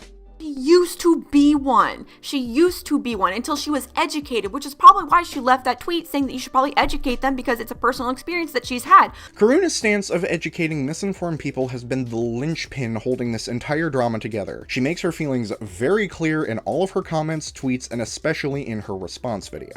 I'm watching CreepShow's video on anti-vaccination. Now, let me make this very fucking clear. I am not a supporter of anti-vaccinating people. Now, what I am in support of is educating people. What I really wanted, I guess, out of that comment, the anti-vaccination comment and the, me getting upset, maybe I thought that it would be understood that there's a difference between going after somebody for what they believe rather than maybe doing the right thing, which is we could try to educate them. That is what my intent was. When it gets to the point with Jaclyn Hill, with anti-vaxxers, what are we going to do for the rest of our lives? Are we going to continue to insult them, or are we going to try to educate and make them understand that not vaccinating your kids is wrong? It's a wrong thing to do. We need to vaccinate. There's proof, there's scientific evidence, and now, she's trying to create the narrative that I am in defense of anti-vaxxers. Let me explain something to you. I am not in defense of anti-vaxxers. I don't believe in what they believe in. I used to, until I educated myself, until somebody sat down with me and explained to me that not vaccinating your kids is it's a horrible thing to do. I'm not in defense of them. I'm saying that we should educate anti-vaxxers. This is not the type of people we are in 2020. We need to reevaluate ourselves and stop bullying people who just don't have the right mindset. Let's try to change that. We try to understand, we try to put ourselves in other shoes, and that's what I believe in. And if you want to be educated, I'm happy to do the best that I can to educate you. We need to educate people. We need to stop bullying them into believing those beliefs more. If we want to change the world, we need to educate, we need to put ourselves in other shoes, we need to try to understand the situation, and we need to care. Now,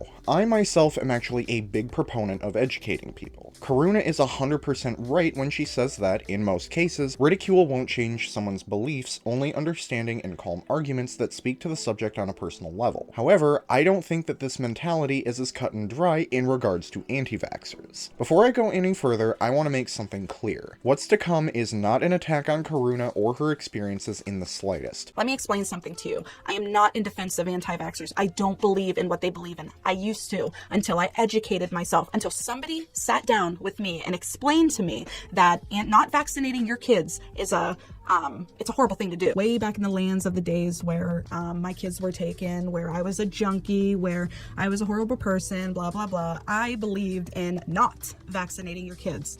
My kids always have had their vaccinations. I'm not going to let somebody call me an anti-vaxxer when I used to be, but for years. How long? I'm no longer that person. I have 2 beautiful, healthy, vaccinated children. Children at one time the state took away from me because of my actions and the person I used to be. Suicidal, depressed, somebody who was neglecting the love of their own children. My kids got taken away from me, and for 2 years I turned my entire life around and got my children back. And I'm open about that stuff, and I'm not going to let somebody act like I'm not already aware of the things that I've done in my past. I'm glad that someone sitting down with her and explaining the science behind vaccines was what convinced her she was wrong. I'm glad she was willing to admit she was wrong and change her thinking and behavior. She, her kids, and the people around them are all better off for it. That being said, I think that Karuna's stance on educating anti-vaxxers is based off of her unique experience versus the experience of many, if not most, anti-vaxxers. I get the sense that, from everything that I've gone over for this video, Karuna was under the impression that all anti-vaxxers have simply been fed false information that needs to be corrected. And, to a certain extent, she's right. Social media platforms, Facebook in particular, are breeding grounds for anti-vax sentiments and misinformation. Amazon has heavily contributed to the spread of unscientific books and other media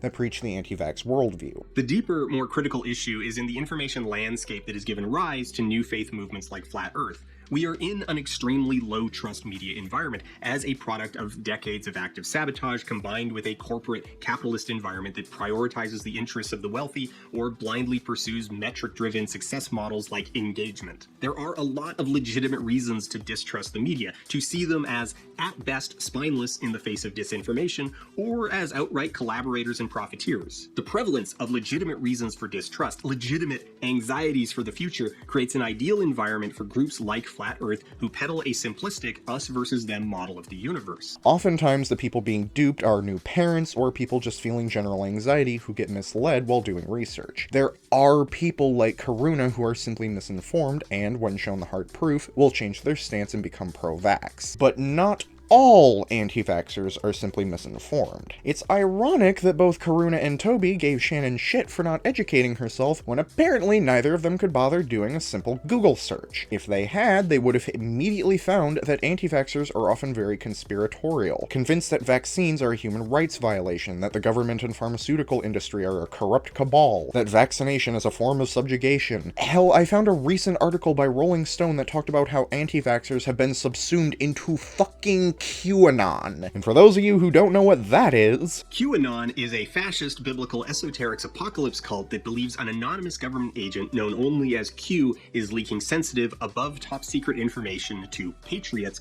revealing that the political and cultural opponents of Donald J. Trump, the so-called deep state and Hollywood elite, are the minions of the cabal, literal Satan-worshipping pedophiles who kidnap, traffic, molest, and terrorize children in order to produce and harvest adrenochrome, a byproduct of the body processing adrenaline, which they use to get high during their ritual worship of their lord, who is, again, Satan, a constructed enemy so cartoonishly evil that it justifies discarding basically all human rights in order to turn opposition to Trump into a crime in a sweeping authoritarian purge of undesirables and political opponents called the Storm that will usher in a golden age of peace and prosperity, or the Great Awakening. So, like, if Flat Earth is simply anxious for the end of the world, QAnon is a straight-up doomsday cult, except the form of their apocalypse is less divine and more secular, with mass arrests and, in many versions, public executions.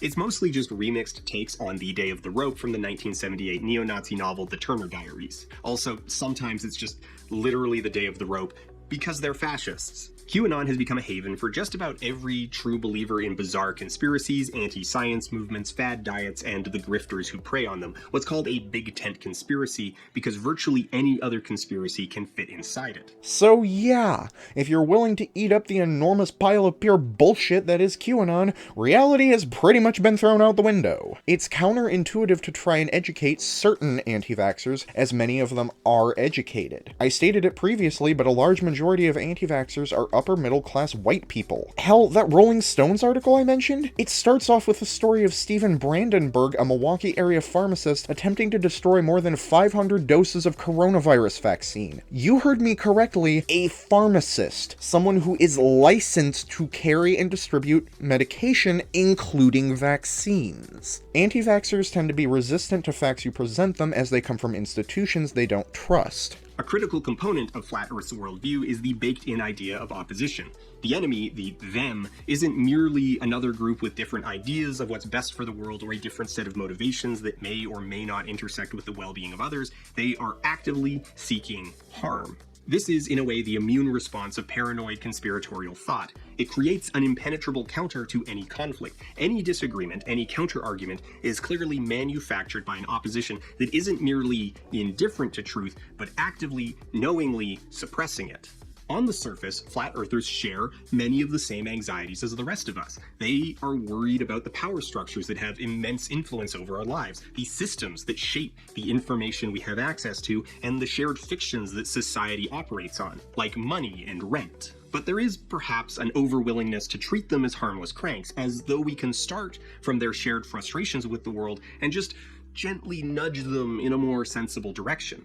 These common anxieties are a shared coordinate that is, I think, far more superficial than we would want it to be, because while we're all worried and skeptical of what people in power are doing, flat earthers have very, very different ideas about who's in power and what they're trying to do with it. Flat earthers are not otherwise empty vessels who believe one kooky thing. They believe that thing because it suits their purposes.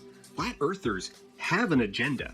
The end goal of conspiratorial beliefs is to simplify reality by attributing the high chaos state of the world to a singular active force or group opposed by an equally singular solution. For people this far gone, proving anti-vax wrong would require debunking an entire sprawling web of conspiracy theories. Good luck accomplishing that one. But Patrick, you said there are anti-vaxxers in the situation Karuna used to be in. Even if a video debunking anti-vax and replacing with facts only reaches those sorts of people, wouldn't that still be worth it? Wouldn't that still be a good thing? Normally, I would give a hard yes, but in this case, I have some caveats. 1. Shannon's channel is not centered around education. She's a drama and general shitpost channel. Her content is tabloid-esque in quality and branding. She made the r/vax happen video because she found the topic interesting, wanted to meme on a group of people whose beliefs do nothing but harm others, and create some easy content. 2. Both Karuna and Tobi have gone to great lengths to try and convince us that Shannon is someone who is an unreliable source of information. She's a bully, she doesn't do proper research, she exaggerates and makes up claims, is hyper-defensive to criticism, and takes nothing seriously. You want a person like that to be educating people? According to you, Shannon doesn't have the skills, integrity, or maturity to properly portray these issues. By your logic, wouldn't it be a good thing she doesn't pretend to know diddly about science and medicine and stays in her lane? Now, I don't know about you, but I guess she thought, since anti-vaxxers won't actually listen to medical professionals and scientists who know more than they do, who have gone to school for this shit and have been educated and very clearly have bigger brains than I have, that these anti-vaxxers would listen to me, a woman who takes about nothing seriously. Do I look like a teacher to you? It's also so weird that she would say that, because seeing as, in her own words, she thought I was a teenager, like she thought I was young, so she thought my fictional teenage ass should be going around the world and telling anti-vaxxers that they are wrong politely and making sure their feelings aren't hurt when it's done, which to me is just the pinnacle of stupid. So this idea that I'm going to talk to anti-vaxxers with nuance and grace and not meme them and openly mock them is downright stupid. It's stupid, Karuna. I make jokes at my expense, I'm gonna make jokes at theirs. This is one of the things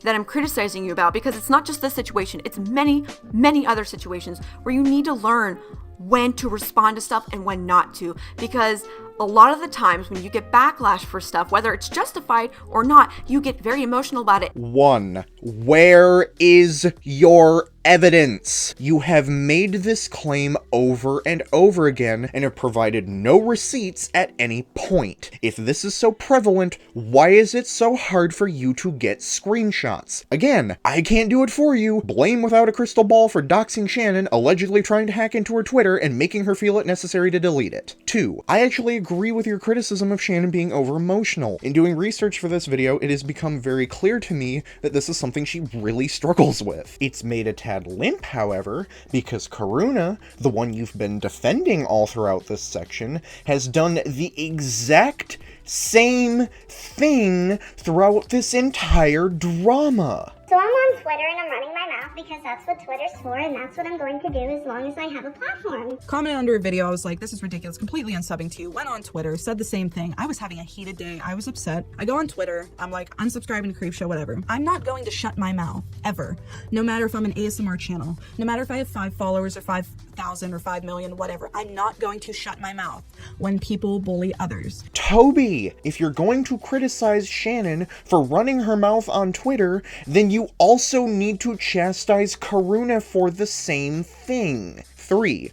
This point is actually irrelevant since you retracted it in your DM conversations with Omnia. And before anyone gets their panties in a twist over me, including these fucking DMs, Junkie and Phantom have thoroughly explained that these DMs being leaked are in no way illegal. There is no dox material, the personal story that was included has long since been censored, and the DMs themselves were only released because Tobi lied about what they contained. I pulled this screenshot from Lyra's video, who pulled it straight from Tobi's addressing my controversies Controversies video, which is still up. Tobi chose to show us these DMs in full in a video she uploaded to her channel of her own volition. If you still want to bitch about it in the comments, have a party, don't expect me to read it. The text Tobi sent to Omnia says, quote, "One point from my video I'd like to retract is Shannon tweeting at people. I've since changed my stance on that. If someone tweets at you or comments on your stuff, you have every right to respond. So that's the only point in my video I don't agree with anymore. However, out of my video, that point was the smallest point of importance." End quote. This DM was sent June 28th, 2020. The Faults of CreepShow art was uploaded on June 9th, 2020. So, you changed your mind on an entire point against Shannon not even 3 weeks after the video was posted? Not only that, but as far as I'm aware, you never made this retraction publicly known. Granted, I can't double check since the original upload is gone, as well as your Twitter. The only thing I was able to snag from the Faults of CreepShow art while it was still up was this pinned comment. Quote, "I don't respond to those tweets because I'm the better person." Shut the fuck up, bitch. No, you ain't. I'm just as much of a bottom feeder as the rest of these. Fuck. Can't wait to cringe at this video in a year. End quote. If this is supposed to be your retraction, it sucks. It's unclear and comes off as memey, something not to be taken that seriously. Besides, being self-aware of your hypocrisy doesn't let you off the hook for said hypocrisy. Also, if this was the smallest point of importance, then why did you bring it up so much? If you don't agree with the point that they're giving you and you have nothing nice to say back or nothing that's not overtly rude, just ignore it. It's really that simple. Everyone else does it. We're talking about when to step away, when to be the better person, and just shut the fuck up. Because apparently some people on Twitter don't know when to do that. But you know what you do? Guess what you do? Guess what you do?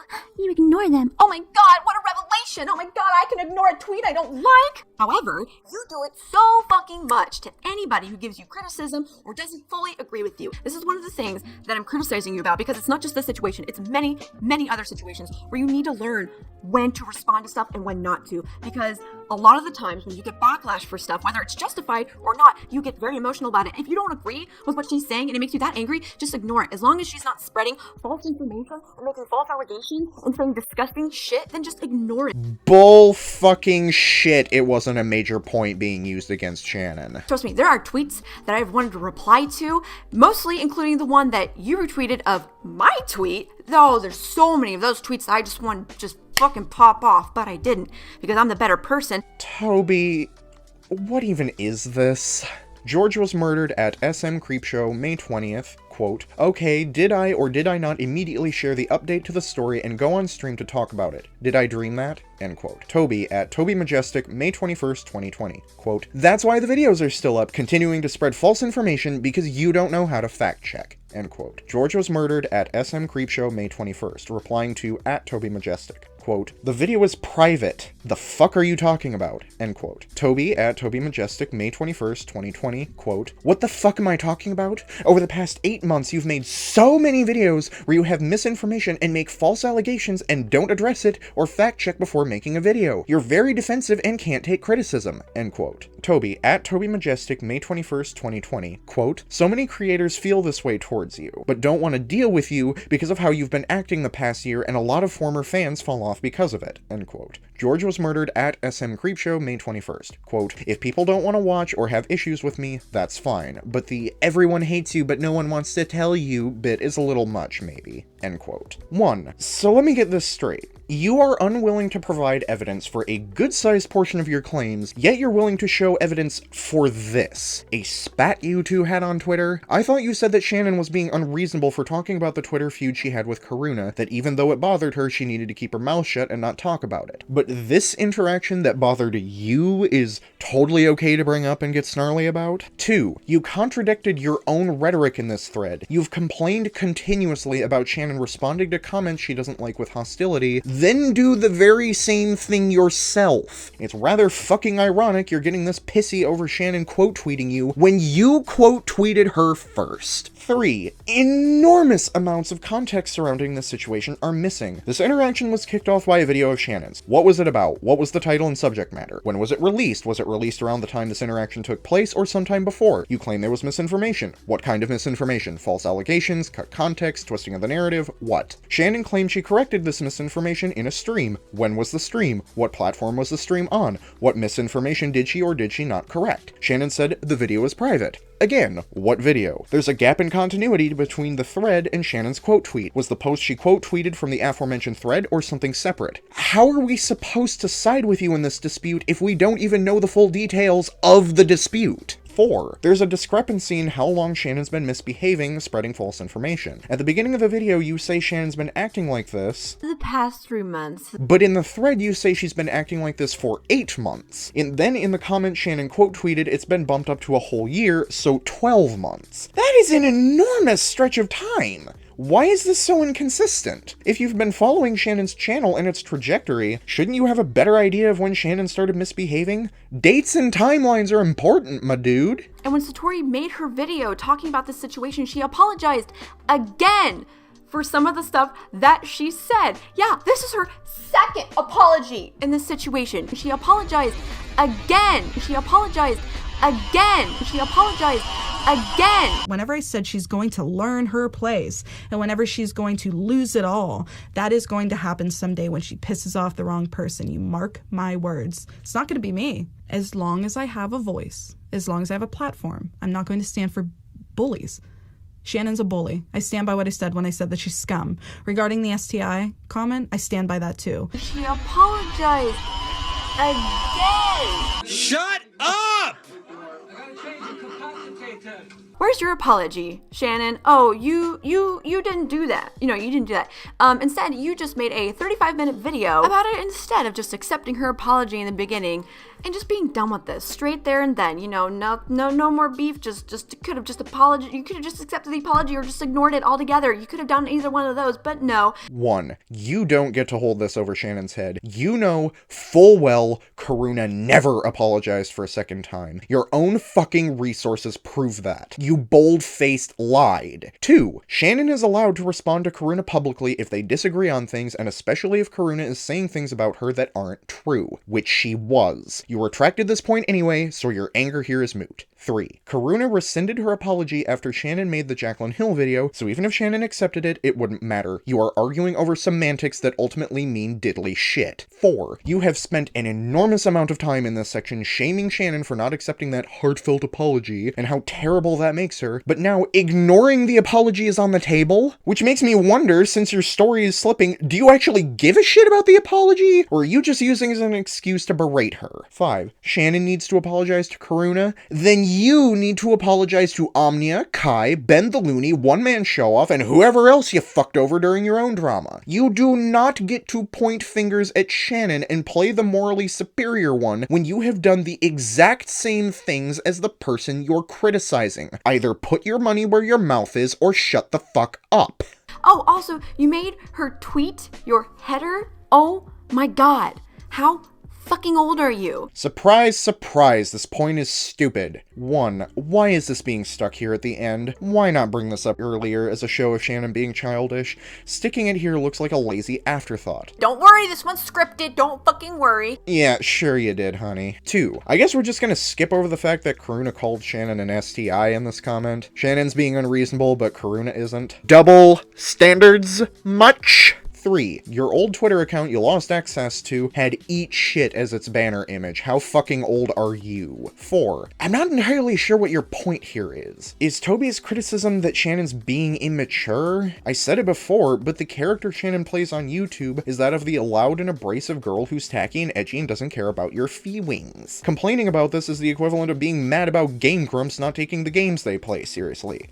Like, yeah, that's the point. Just like how Game Grumps is about playing games in the background while shooting the shit and acting like goofballs, Shannon's content is about sipping tea while being intentionally edgy and gross. You're allowed to not like it, but it's not an objective flaw. Is Tobi alleging Shannon did this to incite harassment against Karuna? If so, A, why not make the allegation clearer? B, why wouldn't Shannon just make a pinned quote tweet vaguely suggesting people go harass Karuna? C, it doesn't even matter because there's no evidence to suggest Shannon set out to do this in the first place. 5. You went solely with the most cynical and bitter interpretation of Shannon's actions, that she was being immature and malicious. However, I see it as Shannon not allowing someone to hurt her. Think about it for a second. Shannon could have insulted Karuna back in that thread, she could have tried threatening her into silence, she could have tried to hide the insult away and pretend everyone thinks she's cool and infallible, but she didn't. She put it somewhere where everyone could see it as a giant fuck you to make it clear she doesn't care what people say about her and won't let it bother her. Shannon could be playing 4D chess with the both of us, but the point is, we can't really know. We can't see inside her head. This is not an objective issue that can be held against her. This is the last point Tobi makes in this section before moving on. Guys, can you see now why I decided to take this video apart? The faults of CreepShow art is Akumu levels of incompetent and spiteful. I should not have to, nor be able to, spend the length of a feature film to fully explain the flaws of this video. I should not be able to prove massive portions of this video wrong and still be able to criticize Shannon myself with the very material that was cut out. Scripting this portion of the series, having to untangle compounded mistake after compounded mistake, all happening in rapid succession, was both maddening and infuriating. Similarly to how Karuna wasn't owed a positive response to her apology, Tobi sure as hell was not owed a positive reception from Shannon, not if her video was this poorly put together. At this point, if anyone out there still supports Tobi and her videos for whatever ungodly reason, you are just as deluded as the QAnons. I don't have anything cute to say. Guys, I'm exhausted and I'm frustrated. I was hoping the series wouldn't be this long, but it's gonna have to be. Next video is gonna be on the Ariel Versace CP allegations. Believe it or not, it's a fucking mess. And the final video will be quickly going over the strawberry milk situation, Shannon's response to Tobi's video, and the reactions people had to Shannon's response to Tobi's video. Holy shit, that was a mouthful. Despite the complicated and infuriating nature of all of this, I hope you still enjoyed the sound of my voice. You'll be able to hear it again in the next one. Bye! You're not exactly the most calm and collected figure in this back and forth conversation that you had with her. I have the receipts, I have the proof. You need to knock it off. Seriously. It's just a cacophony of noise.